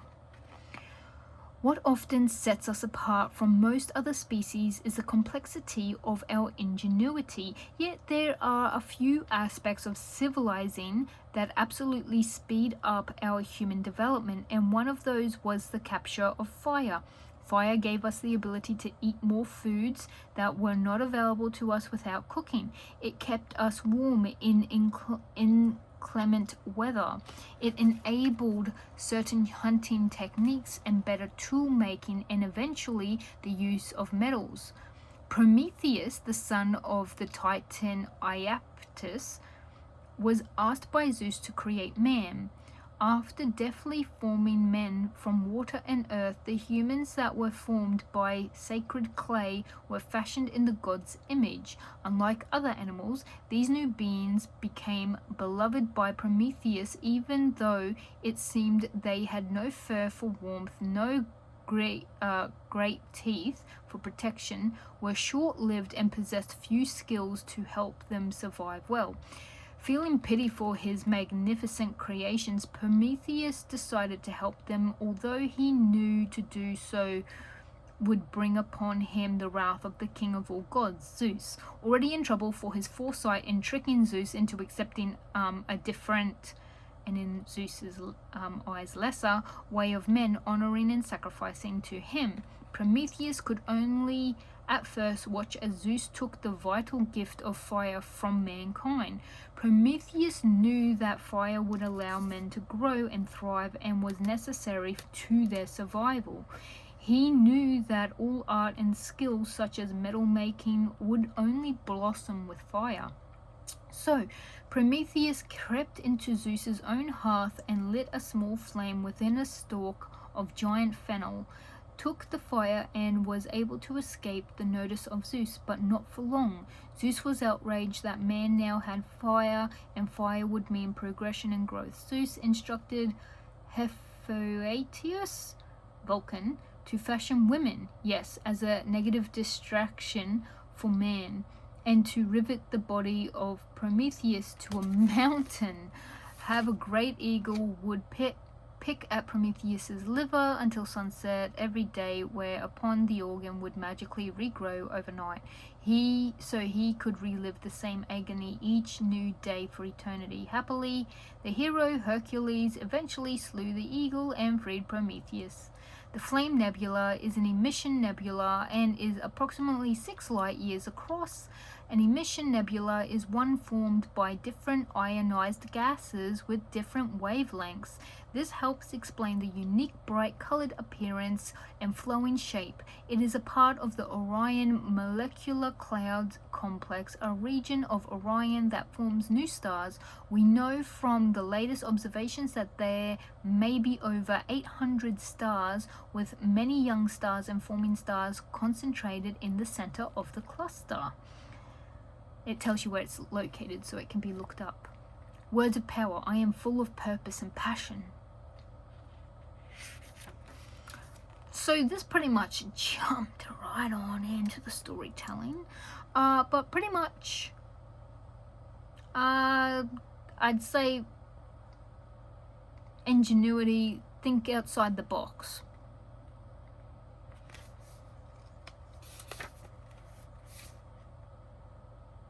Yeah, it literally jumped straight into a story, didn't it? It didn't really give us much else other than that. Unlike these two, they give you a bit more. But yeah, that was full on. So I definitely can tell there's something about, you know, your 11th house is friendship. And I mentioned there was also, you do have Aries, which is about the self, so maybe who you are and the people you are with, but there's also Leo as well. There was Leo, wasn't there, which is the 5th house of pleasure, which is very interesting. So maybe what brings you pleasure, you know, your friends and you yourself. Like, do you enjoy spending time with your friends? So something is definitely making you want to run away. If there is some issues with your friends, you might turn to your friends for some help. Some advice. I'm wondering if you're someone who doesn't want to face things, so you escape it, and by escaping it, you turn to the simpler pleasures of life. But yes, air sign is going to be quite important for you guys. And music is going to be important. Maybe you need to get out and boogie on a dance floor. Yes, I'm that old, guys. I'm that old. You got the 8 of Pentacles, so this is like your next steps. Learning apprenticeship and honing skills. There was, you know, I think it was this one it mentioned wanting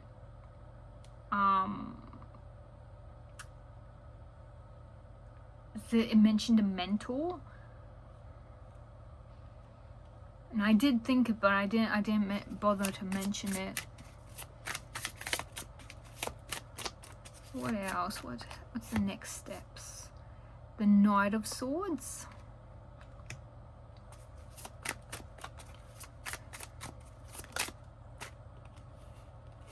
And the King of Wands. So these are your next steps. So you have the 8 of Pentacles, which is about, you know, studying, learning, putting in the hard work, you know, honing your skills, putting in the energy and effort. It's all about being very diligent, learning new skills and stuff. And obviously the Knight of Pentacles is very similar to that. It's about like steady hard work. You also have the Knight of Swords, which is about determination, action and ambition. And the King of Wands is you know, your vision, your action and your leadership. So it's all about taking slow course, taking the slow action, however having that determination and ambition. You might another thing could be that you're running away from friends, from simple pleasures, because you don't want to be distracted from this that you put in a lot of effort and energy into. I want to know what your outcome is, pole number 6. Like, what is the outcome from this? Like, whatever, like, you know, what you getting a heads up on, like, what is the outcome from this? I'm not gonna take those ones that came flipped over, but I'm gonna take your outcome. Okay, we have the Emperor, and we also have the Page of Wands.